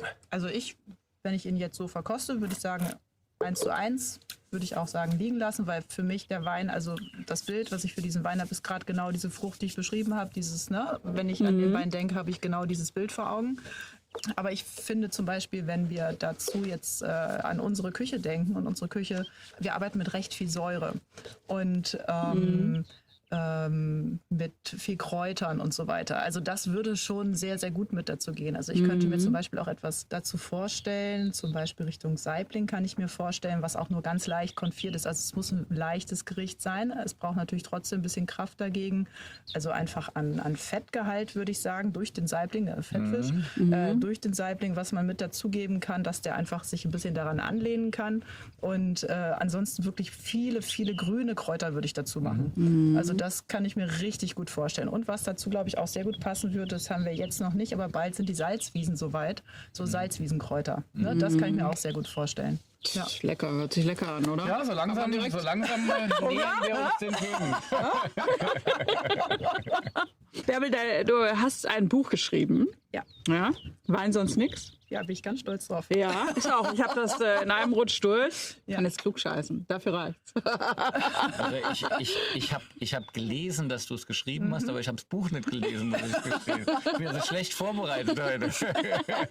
Aber du hast das ganz bewusst so genannt, ne? Das heißt jetzt nicht die große Weinschule. Nein. Es geht so in die Richtung, wie ich vorhin gesagt habe, eher so entspann dich mal beim Thema Wein. Für Ne? Menschen, die einfach keine Ahnung haben, Ja. aber gerne ein bisschen was wissen wollen. Ich mache ja keinen Wein für Sommeliers oder so, die wissen sowieso alle besser. Ne? Sondern wirklich Weine für Menschen, die einfach Bock auf Wein haben und vielleicht irgendwo vor einer Weinkarte in einem Restaurant sitzen und denken, keine Ahnung. Ne? Oder von mir aus auch irgendwo vorm Weinregal stehen und wenn es, keine Ahnung, in einem Supermarkt ist und denken so, was nehme ich denn jetzt einfach? So geht es ja eigentlich los. Ne? Ja. So, und das muss man auch respektieren. Es muss ja auch irgendwo eine Einsteigerdroge geben. Und wenn dem einfach so ist, das ist völlig in Ordnung. Aber man muss halt irgendwie einen Leitfaden an die Hand gegeben bekommen, dass man weiß, wie beschäftige ich mich denn eigentlich damit? Wie geht denn überhaupt so eine blöde Flasche auf? Ne? Ja, weißt du? Da fängt es an. Kann man auf unterschiedliche Sachen. Ja, anbohren. Warte. Also ich muss sagen, dieses Kapitel hast du eigentlich nicht so umfänglich behandelt, wenn ich das gerade so sehe. Also meine Empfehlung wäre immer, die schönsten Etiketten nehmen. Okay. Ins Marketing geschickt. Okay. Nein, aber das ist ja wirklich so. Das, was ich wirklich am meisten höre von Menschen, die gerne Wein trinken, aber keine Ahnung haben, ist, das habe ich nach dem Etikett ausgesucht. Natürlich. Ja. Wie soll man sich sonst orientieren? Ja. Also ich finde immer, wenn man einen Wein trinkt, einfach mal aufs Etikett gucken. Oft kann man es lesen, versteht es aber nicht. Das ist auch ein großer Unterschied. Aber trotzdem, einfach mal, was steht denn da eigentlich drauf? Ah, okay, das ist ein Weißburgunder, hat man schon mal gehört. Gefällt mir oder gefällt mir nicht? Die große Frage eigentlich, ne? Und dann, okay, Weißburgunder gefällt mir irgendwie. Okay, also gucke ich beim nächsten Mal wieder Weißburgunder. Ne? Und so arbeitet man sich Und wenn durch. dir langweilig wird, guckst du mal nach dem Grauburgunder. Naja, ist vielleicht aber, gerade wenn du im Supermarkt stehst, ja schon mal ganz gut, wenn da ein Name draufsteht. Also wenn das jetzt keine Kellerei ist, oder? Wenn da jemand dahinter steht sozusagen. Also meine persönliche Empfehlung ist eigentlich immer, entweder geh am besten in einen Fachmarkt, weil wenn du etwas über den Wein wissen möchtest, wenn du die Flasche vielleicht verkosten möchtest, wenn du ihn zwischen Äpfeln und Klopapier einkaufst, die Frau in der Kasse kann dir nicht sagen, wie der Wein schmeckt. Ne? Aber es ist völlig in Ordnung, das zu tun. Aber ansonsten, wenn du dich ein bisschen mehr damit auseinandersetzen möchtest, geh doch einfach mal in den Fachhandel dafür. Du gehst ja auch zum Metzger, um Fleisch zu kaufen und nicht zum Juwelier. ja. Ne? So. Und da kannst du die Sachen verkosten. Die Leute, die sind geschult, die können dir das genau zeigen. Und wenn dir irgendwas gefällt, wenn dir ein Name auffällt, wenn dir zum Beispiel der Name Wittmann auffällt, dann geh doch einfach mal auf die Website und beschäftige dich doch einfach mal damit. Wer ist denn der Typ eigentlich? Was machen die denn da eigentlich? Und wie arbeiten Hat die graue denn Strähnchen eigentlich? sich gefärbt. Ja. Also, jetzt wird's persönlich. Wann hast du gesagt? aber ich finde, das ist doch so ein Ansatz, womit man irgendwie arbeiten kann, oder? Ja. Ich meine, dafür gibt es ja auch eine Website. Ne? Das ist ja, Ja, und vor allem, heutzutage auch. vor allem ne? was wichtig ist, dass man keine Berührungsängste hat, dass man einfach Genau. dran geht. Ja? Und mein Gott, es ist ja nicht so, dass man erwarten sollte, dass jeder immer alles weiß. Und Guck mal, ich wenn, sitz hier auch. wenn du in den Fachhandel gehst, Ja. die Leute sind froh, wenn sowas gefragt werden, Ja. weil dafür sind sie da. Ja. Das ist im Weingut genauso im Übrigen, wenn jemand zu uns kommt und jetzt unsere Weine gar nicht kennt und Orientierung braucht, dann helfen wir dem. Und dann soll er ausprobieren, ob es ihm gefällt. So, das ist da. Irgendwie ist das ja auch so ein Vorurteil, das hat sowohl die Sternegastronomie als auch Spitzenwein. Dieses zu kompliziert, zu teuer, zu schwierig, Ja, zu... Vorurteil. Ja, ist ein Aber ich Vorurteil. glaube, ja, Vorurteil, aber muss man Und zu auch... steif, ne? Das ist muss auch man oft auch das Vorurteil. sagen, alles hat seine Zeit. Also es gab ja auch die Zeit, wo, wenn du dich auch nur ein bisschen bewegt hast, jemand hinter dir gestanden hat. Ne? So ist Ja. jetzt ja nicht. Es hat alles seine Zeit, ne? Wo ein Sommelier mit seinem Test de Vin vorbeikommt, ne? Und einen auf den macht. Ne? So heutzutage ist Also es kommt halt wirklich immer darauf an, wo du bist. Für mich eines der schönsten Erlebnisse der näheren Vergangenheit war, ich war mit meiner Familie in Paris und wir waren in einem sehr renommierten, bekannten Bistro, ganz klassisch. Und Weinkarte war gut, waren so ein bisschen die Zweitweine teilweise, aber war wirklich gut. Und wir hatten dann tatsächlich Zweitwein von Fichac war es, glaube ich, gewesen und der war zu warm. Und dann habe ich den in den Eiskübel reingestellt, wo wir vorher einen Weißwein schon hatten. Und dann kommt der Oberkellner, Monsieur, c'est de Qualité, qu'est-ce que vous faites? man will also Großes Drama. Der war totbeleidigt, danach kein Weinservice mehr am Platz. Okay. Das ist halt, ja, das ist alte Schule, Ja. und aber unwissende alte Schule. Ja? Also, Ja. Weil am Ende, das war die einzige Lösung, dass der Bordeaux hinterher Spaß gemacht hat, weil mit 26 Grad wollte ich nicht trinken. Nee. Da muss man halt manchmal auch pragmatisch sein. Aber es war ein sensationelles Erlebnis. Meine Kinder waren etwas erschrocken. Papa, was hast du gemacht? direkt verhaftet. Eva und ich, wir haben uns beide köstlich amüsiert. Wir fanden, das war eigentlich filmreif. Das hätte Loriot machen können, also die Szenerie. Das war wirklich sehr Weltklasse. Also der französische Oberkellner an sich. Ne? An also sich. das So ein Hangel, Das ganze Klischee in einem Weltklasse. Moment. Der hat gedacht, dieser blöde Deutsche hier, wie geht der mit unseren Weinen um? Keine Ahnung, genau. Ja, aber es gibt natürlich so Sommeliers auch, die so kleine Stars sind, ne? Wo man so da sitzt und denkt, okay, ich sag mal lieber nix und du sprichst nicht über andere bestimmt. Sommeliers. Nö, okay. bestimmt. Sag doch schon, aber oder? Das gibt's. Ja, das Wir ist, sagen das das mal ist jetzt aus. in jeder Berufsgruppe so, dass Ja. es die einen und die anderen gibt. Ja, Das ist ja so gut ganz jetzt. normal. Wie ausgleichend er plötzlich sein kann, du. Verrückt. Ich habe übrigens einen neuen Wein im Glas. Ja, okay, na dann. Moorstein 2017. Ah. Am Ende muss ich fairerweise gestehen, vielleicht ist das einfach auch ein bisschen too much heute, kann sein. Und Gar nicht, und oder? Finde ich überhaupt nicht. Wir müssen dich dachte unterbrechen. Nein. Die Bärbel hat ja auch noch, kriegen noch ein schönes Thema, wo Bärbel auch ein Spezialwissen hat. Aber sie steht ja schon auch irgendwie für so die Idee eines Riesling-Sommeliers. Also so, zumindest habe ich dich so kennengelernt, dass du in dem Thema immer schon auch Ist auch zu Hause so. warst. Ja. Und deshalb war so meine Reaktion, ja komm, wir spielen heute Riesling. Finde ich gut. Siehst du, und wenn du jetzt hier reinschnupperst im Verhältnis, hast du noch das Brunnenhäuschen von vorher im Kopf? Hier sind die Früchte viel gelber, es ist viel breiter, viel offener. Okay, ist jetzt auch ein anderes Jahr natürlich, ne? Aber es ist viel präsenter eigentlich auch. Ja, Ne? ist schon richtig geil jetzt, oder? Trinken. Ich hab 17. Hammer. drüber nachgedacht, ist es die Umgebung, ist es die Luft, ist es vielleicht auch, wir sind kurz, wir haben gerade Vollmond gehabt, die Weine sind alle sehr reduktiv heute Morgen. Ah ja. Sie wirken alle relativ verschlossen und so die hefigen Prägungen sind selbst bei dem 17er, den ich oft sehr gelbfrüchtig verkoste, ich finde ihn heute schon ein bisschen reduziert irgendwie, so ein bisschen so. Vielleicht liegt es wirklich an der Luft, weil ich empfinde das, ich empfinde das gar nicht alles, also schon diese Reduktion, ja, aber ich empfinde das irgendwie als völlig so Normal. Ja, witzig. Ja, also meine Warnung ist halt mal Du bist es gewohnt, hier die Luft. Aber ja. Es ging beim Rosé schon so, ist ja wirklich so? Aber das ist das, was ich sage. Es ist wirklich Ja. diese, auch wenn Hi, du, morning.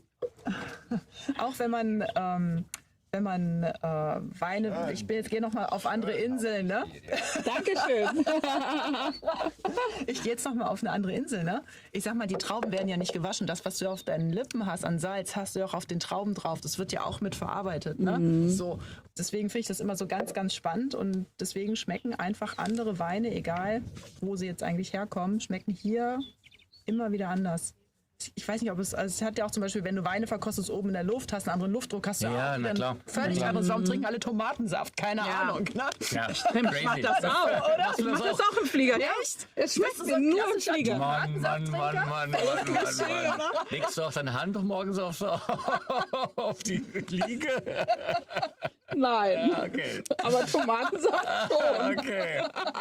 Ja, es sind ja vielleicht 2 Kategorien. Ja. Ich finde auch. Ja. Also ich muss da nochmal drüber nachdenken, aber ich finde schon.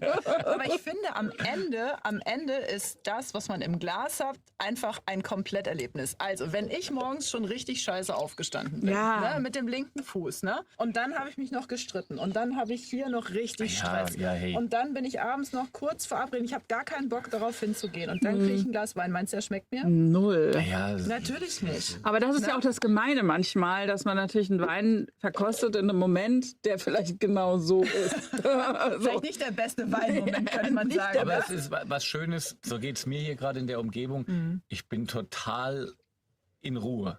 Ja. Also das ist mal, ich sitze hier mega entspannt. Ich glaube, das ist schon auch das, was es hier ausmacht. Und wenn wir ganz ehrlich sind, eigentlich arbeiten wir gerade im Moment hier, aber wir sitzen hier so schön. Ja. Wenn du so gesettelt bist, das ist ein ganz anderes Wahrnehmen. Ja, Ja. muss ich dir recht geben.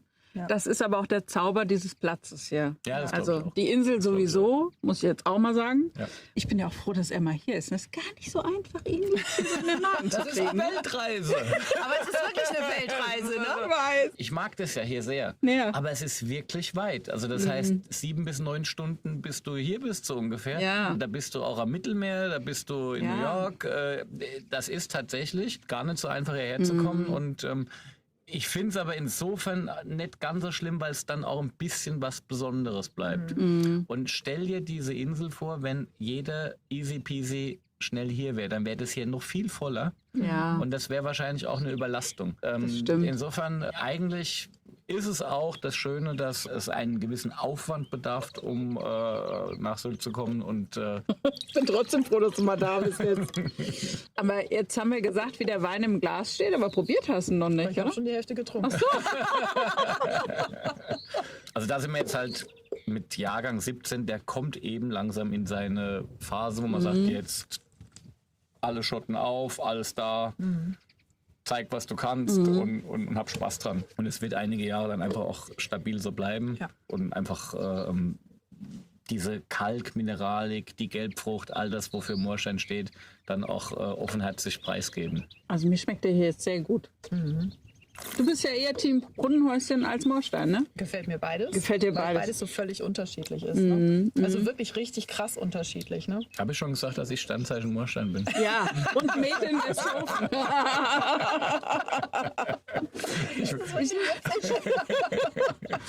Ich habe in deinem Buch eine Sache gelesen, da musste ich wirklich lachen, weil das wirklich so ist. Machen Männer immer ein bisschen viel Bohai beim Wein bestellen. Ja, und das ist auch ganz verrückt, weil ich bin eigentlich sonst nicht so auf dieser Kiste Frauen und Männer und so. Aber wenn ich einen Wein irgendwo bestelle, wird der grundsätzlich meinem Mann angeboten Ja. zum Probieren. Genau. Immer. Ne? So. Das ist verrückt eigentlich. Ist Wein eine Männerdomäne? Oder hast du da mit Vorurteilen zu kämpfen vielleicht auch, weil du jetzt hier... Jetzt nicht mehr. Früher ja. Ja, okay. Früher ja. Als junge Sommeliere. Dann heißt es, möchte gerne den Sommelier sprechen, dann stehst du da und sagst, hallo. Und dann guckt dich so ein alter Hanseat an von oben bis unten und mustert dich erstmal und dann haut er dir 3 Dinger um die Ohren und dann musst du kontern. Ja, okay. Da musst du Und echt dann ist drauf okay, haben. Ja, ne? okay. Ja, ich glaube, aber manche Sachen ergeben sich einfach daraus, weil Gastronomie allgemein, egal ob du jetzt im Service bist oder auch in der Küche bist, Auch ein Koch wahrscheinlich, ne? Kochköchin, es hat sich ein bisschen... es geht mittlerweile einfach, aber ich glaube, manche Sachen sind einfach so automatisch, und es ist gar nicht böse gemeint, sondern ich glaube, Frauen entscheiden sich einfach irgendwann dafür, dass sie Kinder haben möchten und dann ist es einfach schwierig. Du kannst dann keine 12 Stunden im Restaurant abends stehen, wenn du nicht im Haus selber wohnst. Es ist schwierig, sag ich mal, wenn nicht Ja. gerade irgendjemand da ist, der auf die Kinder aufpassen kann. Aber es sind halt einfach familienfeindliche Arbeitszeiten und ich glaube, das ergibt sich manchmal automatisch aus der Sache und ich glaube, deswegen sind halt viele Frauen, die einfach dann irgendwann sagen, nee, gehe ich dann doch mal in einen anderen Beruf oder so, weil das ist dann doch eher mein Traum oder sowas. Ne? Ich glaube, deswegen sind, glaube ich, mehr Männer Sommeliers. Es kommen auch immer mehr Frauen mit dazu, ja. Es ist tatsächlich auch Aber so ein ich bisschen glaub, das ist so eine Männerdomäne, Ja. mein Weinkeller und so. Ja, ne? ja, Das ist schon. So, Ja. aber vielleicht auch so ein bisschen diesen Weinkeller, der so als Statussymbol und wie auch Ich wollte immer. gerade sagen, mein Haus, mein genau. Auto, mein Boot, mein Weinkeller. Mein Weinkeller. Genau. So. Ja, Völlig bekloppt, Kann aber sein, ja. ja, das ist irgendwie, manchmal so. ja. Man hat das ja auch manchmal auf Verkostung oder so, ne? Und dann gerade bei Blindverkostung, ne, so. Ja, Blindverkostung ist ja auch sowas, wo Männer so, hier, und. Aber ne? ich liebe Blindverkostung, weil Ja. Blindverkostung ist das Ehrlichste, was du machen kannst. Das absolut Ehrlichste, weil wenn du es wirklich nicht weißt, du gehst so clean an diese Sache ran. Und das ist das, was du vorhin auch gesagt hast, bei einer Blindverkostung, du gehst irgendwo ran und denkst irgendwie so, moah, und dann deckst du es auf und denkst, das kann nicht sein. So. Und das finde ich halt das Großartige daran. Es ist halt wirklich absolut objektiv. Also wir hatten gestern Abend auch den Rotwein blind Im Krokodil. im Krokodil versteckt. Im Krokodil. Ja, wir hatten so einen schönen Krokodilanzug für die Flasche gehabt. Oben die Kapsel noch schön noch zugebunden. Dass man die auch Dass man nicht ja, sieht. also, Ich wollte nämlich am erst überlegen, schneide ich die Kapsel ab oder nicht? Ich habe gedacht, nee, dran lassen. das war klar, dass das gar nicht einfach ist, Ja. genau drauf zu kommen. Wenn man es weiß, ist es einfach, aber wenn man es nicht Ja. weiß, ist es halt eben durch die Typizität vom Wein schon ein bisschen ein Weg gewesen. Und es hat Spaß gemacht. Und es war aber es war so ein Weg, also ich wusste es ja. Ich hatte ihn ja Ach ausgesucht. so, weil ich wollte gerade fragen, hast du dich in ihre Hände komplett begeben und gesagt, such du mal was aus oder hast du es ausgesucht? Ja, weißt du, also ich wollte ja ein bisschen Spaß haben gestern.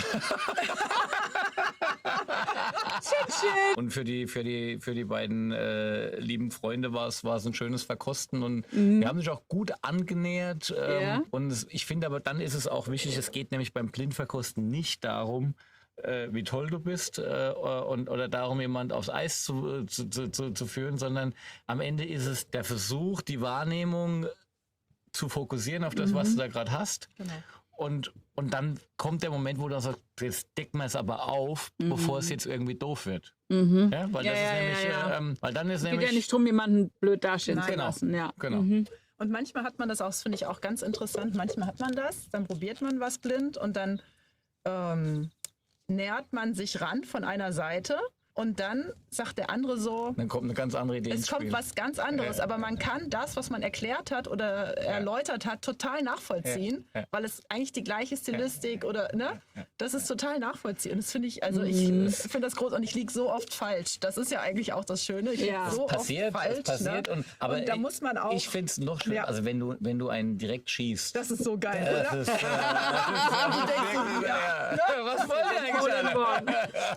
Ganz einfach, ist klar. Nein, aber man liegt so oft falsch. Ja. Aber für mich ist halt einfach der wichtige Aspekt an so einer Blindverkostung, du gehst subjektiv ran und du näherst dich über einen bestimmten Aspekt. Du hast Ausschlussverfahren natürlich auch, ne? Wenn du sagst, okay, also das hier ist eindeutig kein Rotwein. Sag ich jetzt mal so, ne? Ja. Du hast ja auch Ausschlussverfahren, indem du Ja. sagst, okay, der hat viel zu wenig Tanninstruktur, das kann nicht das und das sein. Ne? So. Erkennst du deine eigenen Weine?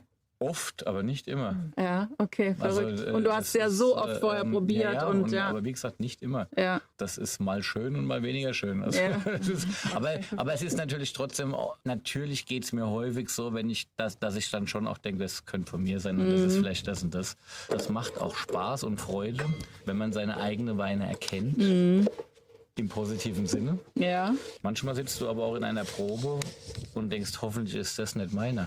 Und das habe ich tatsächlich mal erlebt mit einem anderen Winzer. Ich möchte jetzt nicht den Namen sagen, aber der war echt schockiert. Das war so eine Verkostung von Großflaschen, hat seinen eigenen Wein nicht erkannt und hat auch gesagt, und er hat ihm überhaupt nicht zugesagt, ich habe der schon eigene Wein. oft erlebt, dass Winzer ihre eigenen Weine in solchen Proben runtergemacht haben. Ja, das Das genau habe ich, so schon, war das habe ich tatsächlich schon häufiger erlebt, dass wirklich jemand über einen Wein so negativ gesprochen hat, und hinterher war es der eigene. Das habe ich schon einige Mal erlebt. Das ist ein Kuriosum. Ich kann das nicht erklären, warum es so ist, aber das habe ich schon einige Mal erlebt und dann denkst du jetzt, oh, Wahnsinn. Ne? Also, Ja. wenn wir Jungwein verkosten, wir erkennen ja die großen Gewächse jährlich an und das ist ja, steht ja auch alles blind auf dem Tisch. Und dass du in diesem jugendlichen Stadium, wenn du 60 Flaschen verkostest, nicht sagen kannst, das ist der, das ist der, das ist der, weil die Weine sind noch geprägt von Hefearomatiken, von der Gärung noch ein bisschen nachbeeinflusst und so. Sind alle in sehr jugendlichem Status. Also insofern, da bist du schon gut, wenn du eine ungefähre Orientierung hast.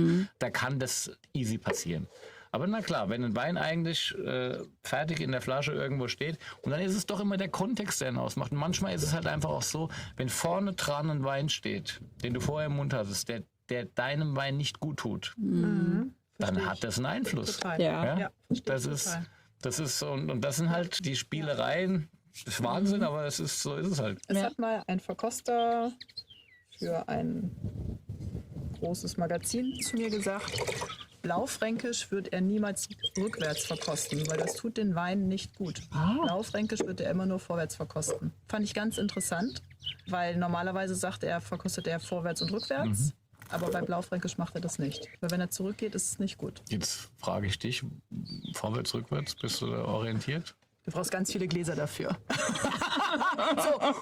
Was 10 Finger, 10 Gläser. vorwärts, rückwärts bedeutet? Ja, also in den Jahrgängen nach hinten oder nach vorne. Sehr gut, okay. Ich habe ja mit ihm mal eine Verkostung erlebt. Der Philipp, der verkostet sehr schnell. Verrückt. Also das habe ich noch nie erlebt. Das ist so zack, zack, zack, zack, zack. Und da waren wir beim Daniel Wagner und es waren 20 Jahre Herkretz. Richtig? 20 Jahrgänge. Und er so zack, zack, zack, zack, zack. Und da hatte er schon 10 Jahrgänge verkostet. Da war ich so beim zweiten so gefühlt. Und ich habe dann immer gesagt, hey, warum soll ich denn das machen jetzt? Da von hinten nach vorne oder von vorne? Und da kam mir, mach doch, wie du willst. Musst du doch wissen. So, okay, alles klar. Ich finde, das sind so die Dinge, die beim Wein einfach wichtig sind. Es gibt keine Regeln. Genau. Ja, wahrscheinlich ist das, was man lernen Du kann. musst selbst finden, wie es für dich passt. Na, das hat er mich ja auch gut getriezt dazu, ne? Ja.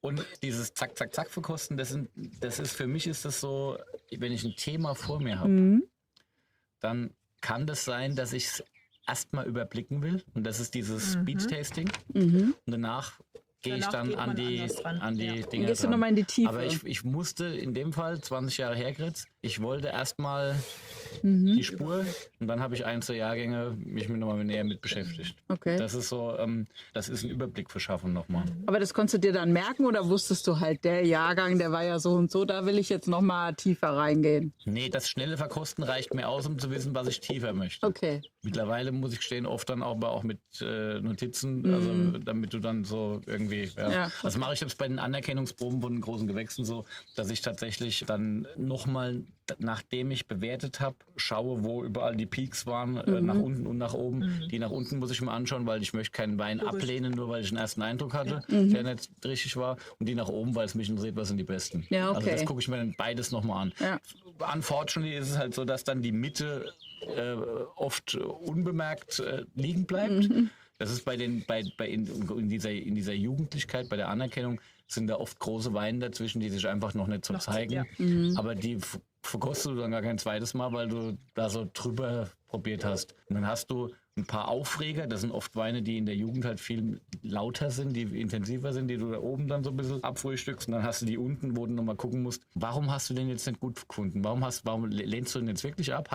Ist das so, dass das notwendig ist oder ist das nur eine persönliche Thematik, die du mit dem Wein hast, weil du was nicht magst? Ja? Wenn wir, So fair muss man dann auch sein, ne? wenn Das wir, ist wenn von wir einem große persönlich Gewächse kommt. anerkennen, geht es ja darum, zeigt dieser Wein seine Herkunft im besten positiven Sinne und es ist ein großes Gewächs, es ist ein großer Wein. Ja. So, und dann kann es natürlich sein, wenn ich jetzt kein großer Fan bin von einem gewissen, wenn ich jetzt sage, ich finde jetzt Rieslinge vom Lössleben nicht aufregend genug, weil sie fruchtig sind und hinten raus ein bisschen kürzer, dann ist das meine persönliche Wahrnehmung. Aber wenn doch dieser Wein auf dem Lösslehmboden wächst und das im besten Sinne repräsentiert, dann darf ich den deshalb nicht ablehnen, weil dann ist es nämlich seine Persönlichkeit, die er auch zeigt. So, und das ist das, was ich meine, dass man dann halt drauf eingehen muss. Ja. Aber es ist schon sehr sensibel alles, ne? Sensibles Thema, finde ich. Ne? Muss ganz das sensibel schon. zu Und behandeln. ich muss sagen, wir haben das in Rheinhessen gut gelöst. Wir haben, also zumindest empfinden wir es so, wir haben eine Verkostungsgruppe aus dem VDP Rheinhessen, sind 7 Leute, die sind seit Jahren die gleichen. Jetzt alle, die nicht dabei sind, sagen vielleicht, die Deppen, die meinen, sie Das müssen sind immer die. besser. Ja, genau, kann gut sein. Fairerweise ist es so, wenn jemand von den 7 nicht kann, rückt jemand nach von den anderen, sodass auch alle mal irgendwann mal dabei waren.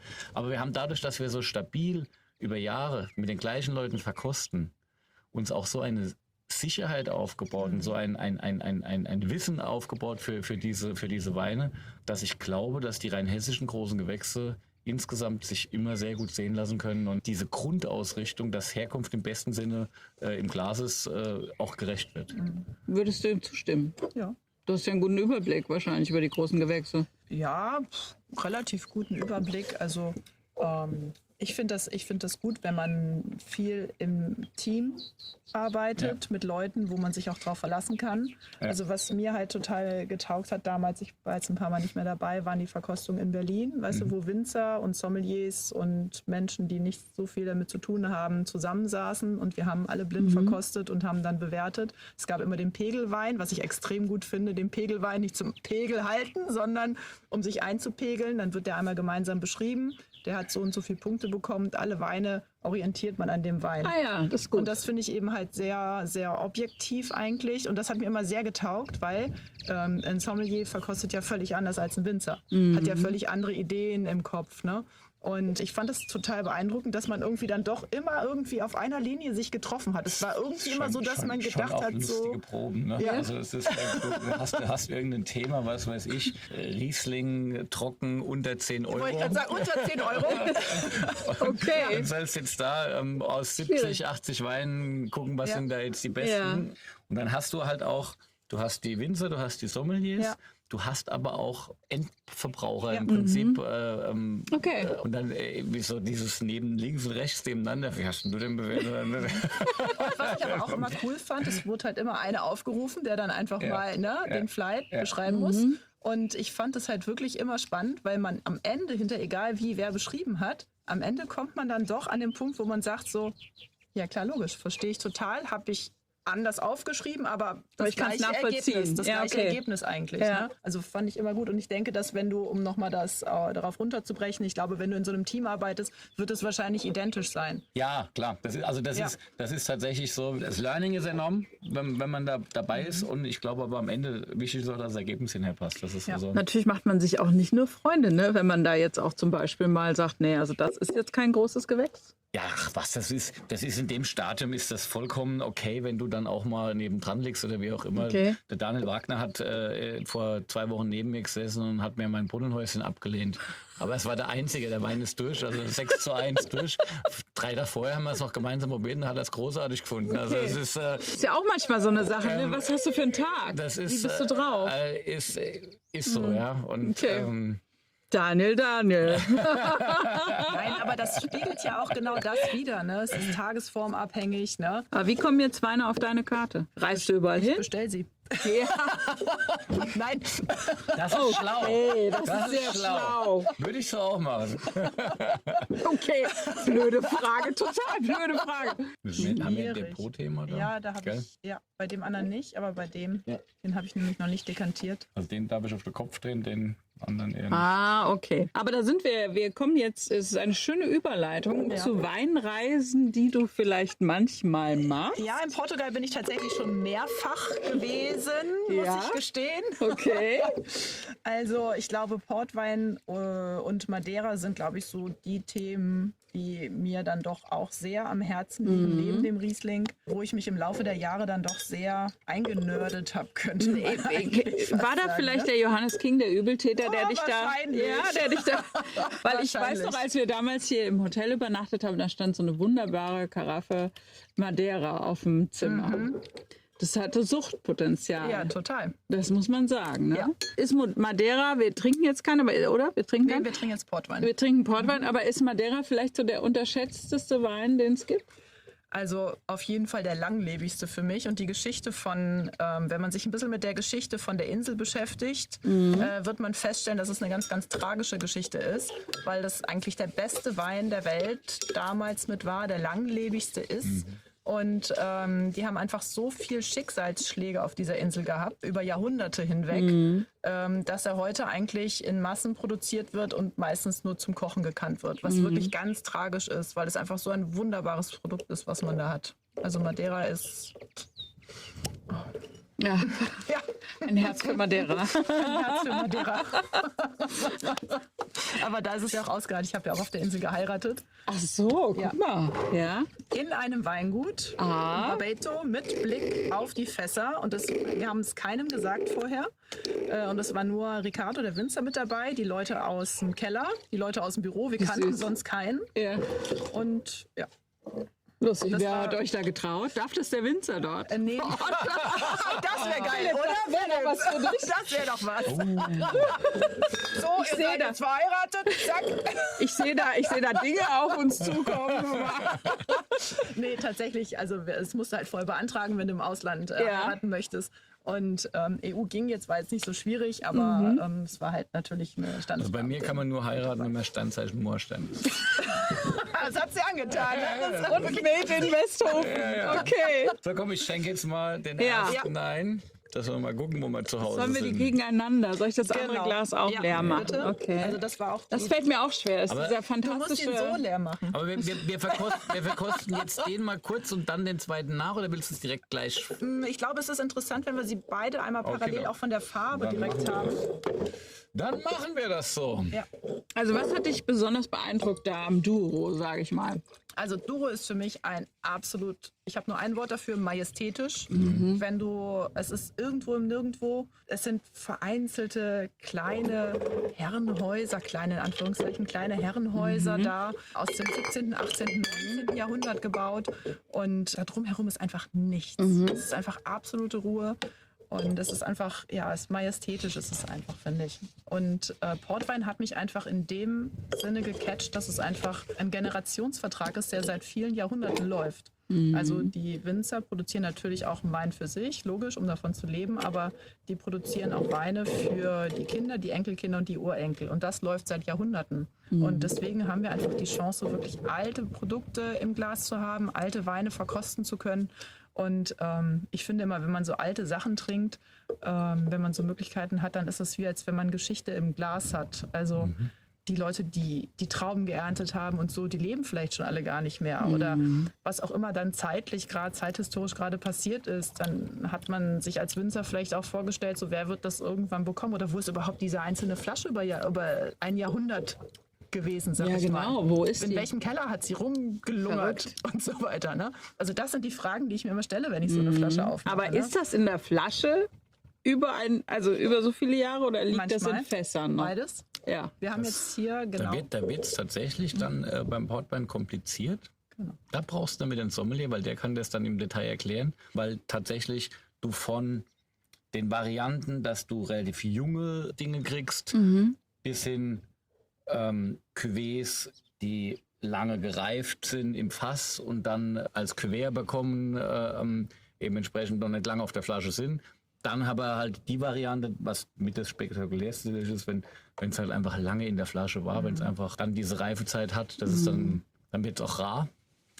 Da gibt es noch jede Menge Abstufungen, das ist nicht ganz so einfach. Hast du selbst in deiner Schatzkammer Portwein? Ich habe natürlich Portwein auch in meiner Schatzkammer. Für mich ist das so gute Schatzkammer. diese Variante. Also wenn es draußen mal wirklich Öselig ist. düster ist. Und dann ist das so irgendwie Kamin an und so ein Die warme Decke. Also ein Glas Portwein, ein gutes Buch und kleine Schlückchen und so Ja. irgendwie so in der Form. Aber ich habe auch diese andere Assoziation Duro, verbinde ich sehr stark mit dem Dirk Nieport, der ein toller Gastgeber ist, heute auch mit seinen Söhnen natürlich. Und eine ganz wichtige Figur fürs Dorotal ist. Er hat mit all seinem Spirit, mit all seinen Erzählungen mir enorm geholfen, auch das alles zu verstehen. Es ist verrückt, dass es mit dem der Nieport ist wirklich so, ne, also ganz viele Winzer von hier kennen den Nieport, ne? Ist auch ganz umtriebig. ganz umtriebig, oder? Genau. Ja. Aber auch nicht nur er, auch seine Söhne, die sind ja auch, ne? Marco, der ist ja auch, war letztens, glaube ich, noch auf der Insel, also... Guck mal, der hat es noch ein bisschen weiter als der Philipp. Hm? Also So, jetzt hier. Komm, Portwein einmal kurz runtergebrochen. Portwein in 3 Sätzen. Ja, oh, Sehr gut. sehr gut. Portwein kommt immer aus dem Douro-Tal, aus Nordportugal. Douro ist ein Fluss, okay, sind 4 Sätze, entspringt im spanischen Hochgebirge.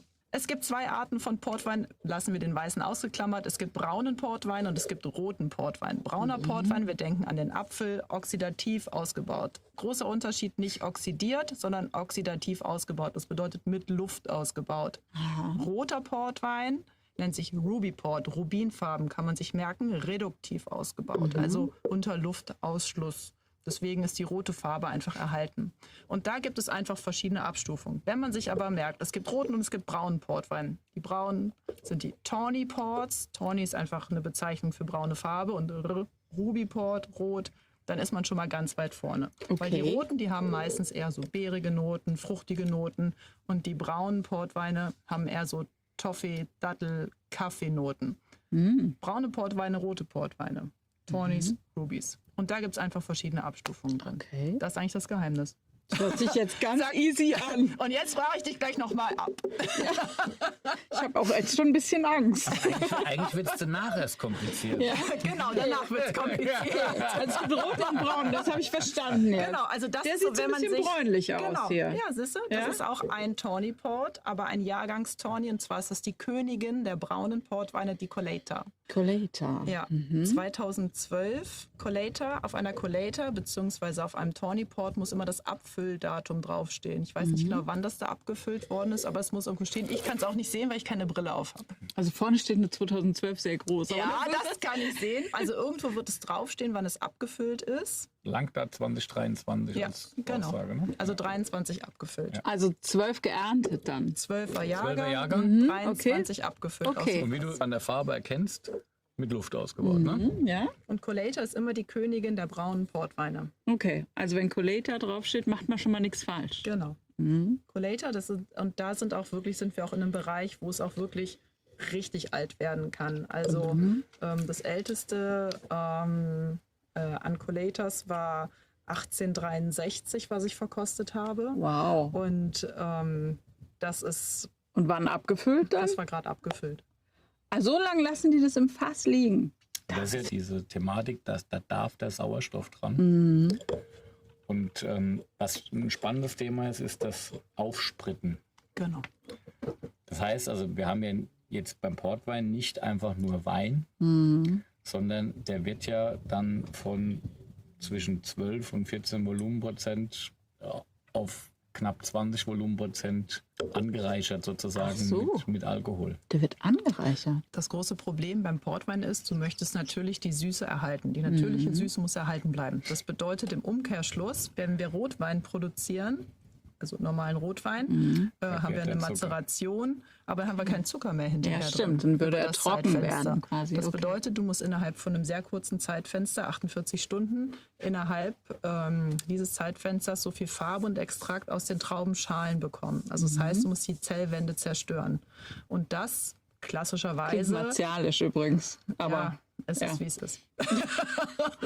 Also das heißt, du kannst es entweder machen, indem du die Trauben trittst. Also die haben so große Lagars, sind so wie so große Becken, so hoch ungefähr. So Schwimmbäder. Genau, da stehst du drin und dann ist da einer mit einer Trommel und einer Quetschkommode und die machen hey, ho, und dann läufst du da immer hin und her und Okay. du läufst eben halt über die Trauben. Okay. Das Gute ist, durch dein Gewicht, egal was man für ein Gewicht hat, man hat immer den gleichen Druck pro Quadratzentimeter auf die Trauben. Du Okay. zerstörst keine Traubenkerne dabei, weil wenn du mal auf so einen Kern gebissen hast, Bitter. das möchte keiner im Wein haben, auch nicht im Portwein. Aber du zerstörst keine Traubenkerne dabei.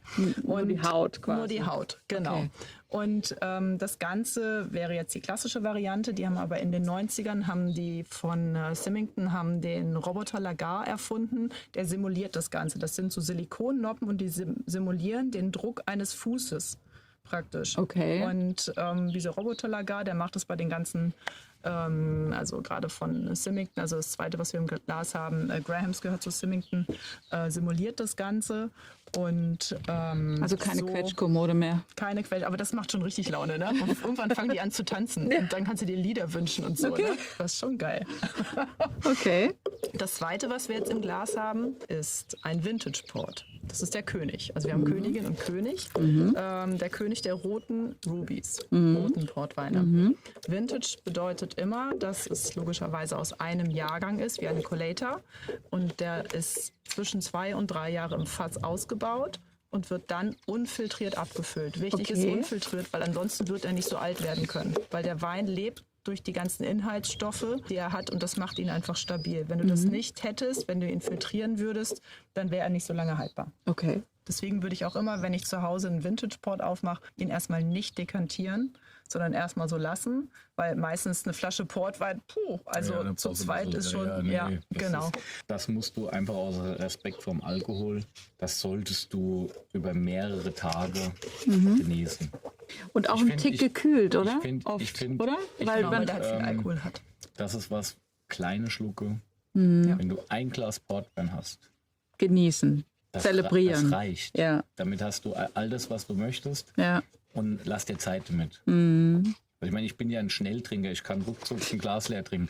Aber bei den Sachen ist es so, dass ich sage, muss mal, er war nur ein Mini drin. Eine Mühe, eine Mühe. Ja, das ist schon ein großartiges Thema. Also es ist super komplex, es ist wirklich total nerdig eigentlich.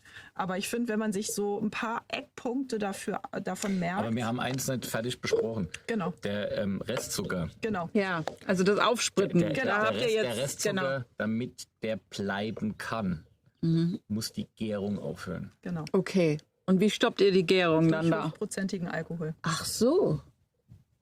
Verrückt. Die Hefen sterben ab und die natürliche Süße bleibt erhalten. Okay. Bleibt zur Game. Okay. Und deswegen hat man natürlich auch von Haus zu Haus unterschiedliche Stilistiken. Wenn wir zum Beispiel Grahams, ist immer breit und rund und hat relativ hohe Süße. Wenn wir zu Daus zum Beispiel gehen, Daus ist immer relativ trocken. Trocken kann man es nicht nennen, es ist im Verhältnis Ja, zu im Grahams Verhältnis. trocken. Weil die einfach, bevor sie spritten, lassen die es einfach ein bisschen länger liegen. Die Hefe kann ein bisschen länger Zucker fressen und dann wird das automatisch hinterher ein bisschen Welchen soll ich trockener. denn jetzt zuerst probieren? Beide. Also links ist das zugänglichere. Okay. Der rote. Nee, du hast umgedreht. Ich habe umgedreht. Ja, die Collator ist eindeutig genau. zugänglicher. Genau. Ja. Dann fange ich mal damit an.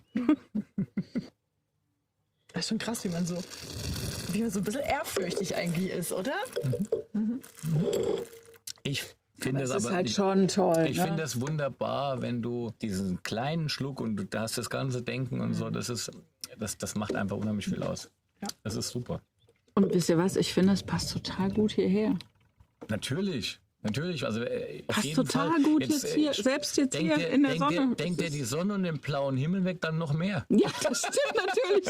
So, aber warum passt das gut daher? Pass auf, kann ich dir auch genau erläutern. Ich habe Angst, dass du mich jetzt abfragst. Das mache ich später.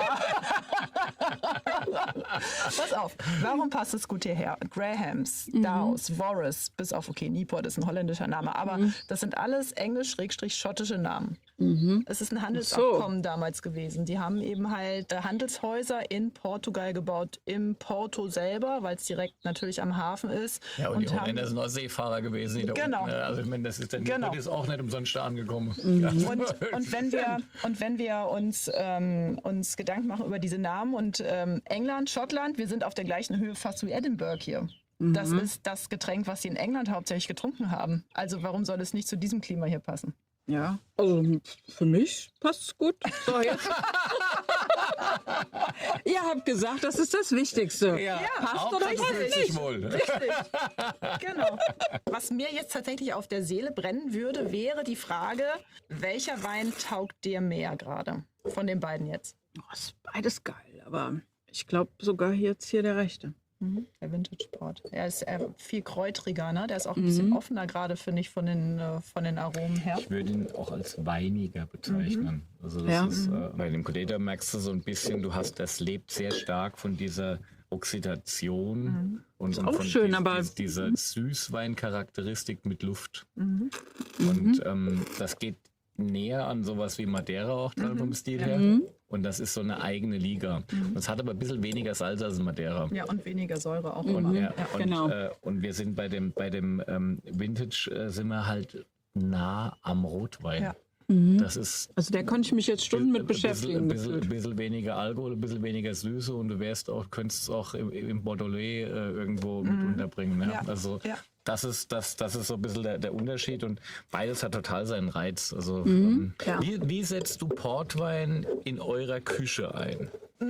Zum Essen, also in der Menübegleitung, kann es ab und an passieren, dass ich, je nachdem, was Jan Philipp da macht, mal ins Menü tatsächlich einbaue. Und mir ist auch völlig Wumpe, an welcher Stelle. Es kann auch Völlig ganz Wumpe, einfach, dass es da einfach, ist. dass es da okay, ist. finde ich cool. Also in diesem Moment, weil ich finde, das muss gerade zu diesem Gericht sein. Ja, Ne? Also okay. er hat jetzt gerade wann war denn das? Im letzten oder im vorletzten Menü hatten wir, Mir ist es völlig Wumpe. Das ist, glaube ich, ein Duisburger Ausdruck. ich glaube Oder auch, Berlin. Das klingt nach tief im Westen. im Westen.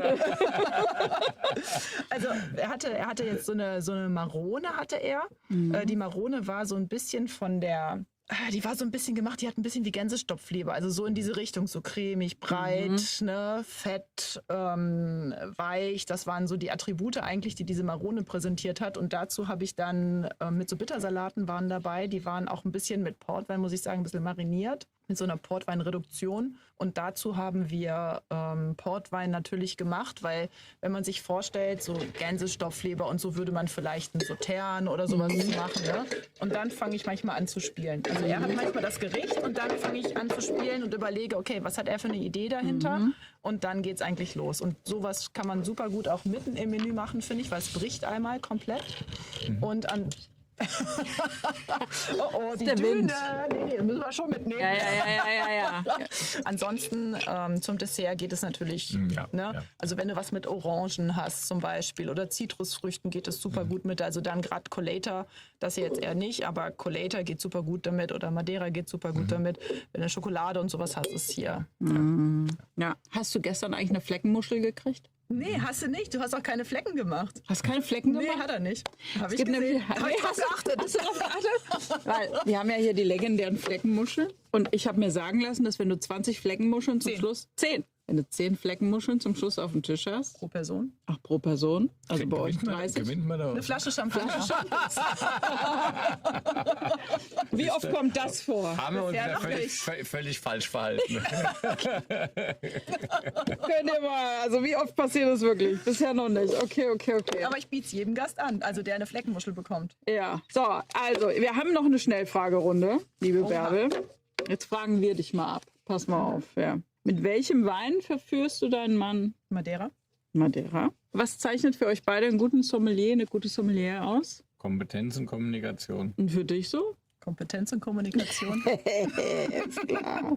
Wenn du Superkräfte haben könntest, welche wären das? Dann würde ich gerne fliegen. Ja, wo würdest du denn hinfliegen? Über die Welt. Okay. Und was zeichnet für dich einen guten Winzer aus? Gutes Gefühl für seine Pflanzen und für seinen Keller. Ja. Wie kann ich Verkosten üben? Das würde ich euch beide mal fragen. Trinken. Ja, hättest du das auch gesagt, ja. Okay. Mit wem würdest du gerne mal ein Glas Wein trinken, tot oder lebendig? Brauchst du Zeit? Wir haben noch was im Glas. Wir waren das erste Mal sprachlos. Ich würde lebendig gerne ein Glas Wein mit Angela Merkel trinken. Oh. Ja. Was würdest du die gern fragen? Was ihr Lieblingswein ist. Ah ja. Spannend, ja. Fände ich auch spannend. Okay. Ich wollte dich fragen, wie sich der Jahrgang 25 zeigt, aber wir haben ja jetzt auch schon mal was probiert. Ich habe halt so gelesen, gell, dass Stuart Pickard und alle, dass sie... Ich habe noch einen. Ja, na dann. 20 Racing Estate. Ich habe gedacht, ich lasse ihn außen vor. Nee, das wäre ja verrückt. Wir rinsen mit dem Wein. Ja. Also einmal ausspülen, bitte. Ich habe nämlich da so ein bisschen geguckt, gell, und da Lobeshymnen habe ich gesehen. Lobeshymnen. Ist auch dramatisch gut, nenne ich es mal. Also, es ist, Okay, dramatisch hört sich interessant an. Gut ist okay, aber dramatisch hört sich interessant an. ich hab's in meiner Winzerlaufbahn noch nicht erlebt, dass nahezu jeder einzelne Weinberg es geschafft hat, an sein Maximum zu kommen, was perfekte, gesunde, reife Trauben betrifft. Und das war letztes Jahr so. Wir haben aus jedem Weinberg Trauben geerntet, wo du sagst, okay, viel besser kriegst du nicht. Jetzt muss das nicht heißen, dass das der größte Jahrgang ist, weil das natürlich immer eine Stilfrage ist, wie ist er gereift, was hat er für Temperaturen und was weiß ich. Aber faktisch ist es auf jeden Fall so, wir haben wunderschöne, reife Trauben geerntet. Und dieser Jahrgang packt es auch. Der Jahrgang zeigt es auch. Man muss dann sehen, wie reift er, wie wird die Typizität sein, wie ist die Balance zwischen Säure und den Inhaltsstoffen und so weiter. Das sind alles Zukunftsfragen, die möchte ich heute nicht beantworten. Aber rein aus dem praktischen Arbeiten im Weinberg Und von dem, was wir da verarbeiten durften, war es ein Hammer. Ich habe also viel Positives gehört, dass ganz Rheinhessen so gut performt hätte auch. Ja, auf Oder Rheinhessen. ist das auch Rheinhessen? Ist das dann sowas, wenn du sowas hörst, dass du sagst, okay, da muss ich jetzt in Rheinhessen besonders viel zurücklegen in diesem Jahr? Oder sagst du auch, nee, man muss das Ich ja erstmal freue mich beobachten? einfach dafür. Ich freue mich einfach für die Winzer, die da einfach, ich weiß nicht, wahrscheinlich auch weniger Arbeit im Weingarten in so einem Jahr haben. Ja, weiß ich nicht, aber also zumindest, also ich sag mal so, der Knackpunkt ist doch der, du machst das ganze Jahr, weil du ein tolles Ergebnis haben möchtest. Und wenn du belohnt wirst mit dem, was du eigentlich, wofür du arbeitest, ist doch wunderschön. Wir haben sehr wenig geerntet. Das ist leider Gottes, die Erntemenge ist eine der kleinsten unserer Gutsgeschichte bisher. Aber da es so gut ist, sage ich, okay, was soll's. Hauptsache es ist so gut. Ja? Und das ist, also der Estate Riesling ist unser wichtigster Wein, der auch im Export eine große Rolle spielt. Wir sind ja da glücklicherweise weltweit sehr gut vertreten. Mir fehlt ein Drittel Menge für den Wein dieses Jahr. Es macht mir schon ein bisschen zu schaffen. Ja. Aber dafür ist das, wenn es im Glas ist, ich meine, Ja, probiert mega. selbst. Das ist knackig, das hat richtig und, Zug. und wenn man sich überlegt, Ja. das ist der Estate, ja, schon das ist getrunken, also das ist der einfachste trockene Riesling, den wir aus dem Weingut erzeugen. Und da ist so viel drin. Ich bin einfach happy mit. Bin Aber einfach das ist dankbar. das, was ich dir gestern auch gesagt habe. Ne? Ja. Wenn man Weine verkostet, Weine finden möchte, wie auch immer, ich möchte nicht die großen Gewächse verkosten, wenn ich irgendwas kennenlerne. Ich möchte genau das haben. Ja. Genau das möchte ich verkosten. Weil du da eigentlich siehst, Weil wie ich die da- arbeiten. Wie die arbeiten, macht es Spaß oder ist es einfach so, ne? Ja. So, und das hat richtig Zug. Das ist echt gut. Ja. Aufschreiben, Foto machen. So viel zum Thema, wie kommt was auf deine Karte? Genau. Schön. Ja, So. aber deine Schnellfrage war nicht immer so lang. Ja, entschuldige bitte, du hast Termine. Pass auf jetzt hier. Okay, weiter. Okay, weiter. Was darf man diesen Winzern eigentlich glauben und wo muss man schon nochmal hinterher sein? Also ich glaube, der Wein spricht hinterher für sich, egal was man glaubt oder was man nicht glaubt. Ich glaube, wenn man sich ein bisschen mit der Thematik auseinandersetzt, der Wein spricht für sich. Fertig. Aber wirst du sehr umgarnt? Ja, aber über die Jahre muss ich auch ehrlich sagen, ich habe keinen Bock auf Probeflaschen, außer ich sage, ich habe Bock da drauf. Es ist nur für die Winzer oder wer auch immer mir das schickt, Agenturen, was auch immer. Es ist unnötiger Zeitverlust für die Menschen, die mir was schicken. Die erwarten was von mir. Ich möchte denen nichts zurückgeben, weil ich das nicht möchte. Ich habe Unbestechlich. keine Lust drauf. Bärbel, Also unbestechlich. Nee, das hat gar nichts damit zu Nee, aber tun. du machst es mit deiner Art, wie du bist, machst du es, glaube ich, gut, weil du hast letztendlich, glaube ich, nicht den vollen Druck, weil du von denen, die gern Wein verkaufen möchten, weil du dich ein bisschen schlau dem entzogen hast. Ja, ich habe einfach allen gesagt, bitte Und- schickt mir nichts und ich habe und- kein Interesse. Also man muss auch manchmal, es Ja, ist ja. auch so, Ja. es ist ja oft, dass man manchmal Sachen verpackt oder was Ja. auch immer, der dann denkt so, du willst ihm jetzt auch nichts Böses Ja. oder so. Ja, Ne? ja. Aber ganz ehrlich, also das habe ich mir ganz schnell angeeignet, dass ich gesagt habe, bitte schickt mir nichts, ich habe kein Interesse, schickt mir vielleicht mal eine Mail und wenn ich Bock habe, melde ich mich. Ja. Und ich finde, das ist das Fairste, was man machen kann. Wie viel Johannes King steckt noch in Söringhof? 50% bestimmt. Also ich glaube, das ist so die Basic. Die Basic ist Johannes. Das ist auch das King-Universum, wie wir es nennen. Aber wir müssen ja trotzdem auch weiter nach vorne gehen. Und mit der Übernahme von Jan Philipp wird es moderner, wird es natürlich auch jünger. Aber das ist eine schöne Wertschätzung. Ja. Total. Und wichtig, Ja. wichtig ist trotzdem auch das Aber, Ja. weil es ist eine neue Zeit. Ja. Genau. Ja. Also Ja. Aber beides passt zusammen. beides passt total gut zusammen. Jan-Philipp Berner und auch du, ihr wart ja schon Ja. hier im Söringhof, als Johannes King noch da war. Genau. Wenn man jetzt schon immer Gast war, was ist jetzt ganz anders geworden? Ich glaube, anders ist einfach, dass wir sind Söringhof, 100%. Aber wir möchten natürlich nicht stehen bleiben. Ja, also das ist. Wer hat das laufen aber auch letzte? keinen Trends nach. Naja, das ist auch gut. Da trefft ihr euch ja auch. Wer hat hier das letzte Wort? Der Wein oder die Küche? Ich. Zieh dich warm an, Jan-Philipp Berner. Okay. Okay. In diesem Sinne würde ich sagen, herzlichen Dank, liebe Bärbel, dass du mitgemacht hast, Vielen dass Dank. wir hier in Spaß eure gemacht. Sandkiste durften. Danke, Philipp, dass du deinen Kurzurlaub unterbrochen hast. Danke fürs Dabeisein. Chin Chin und bis zum nächsten Mal.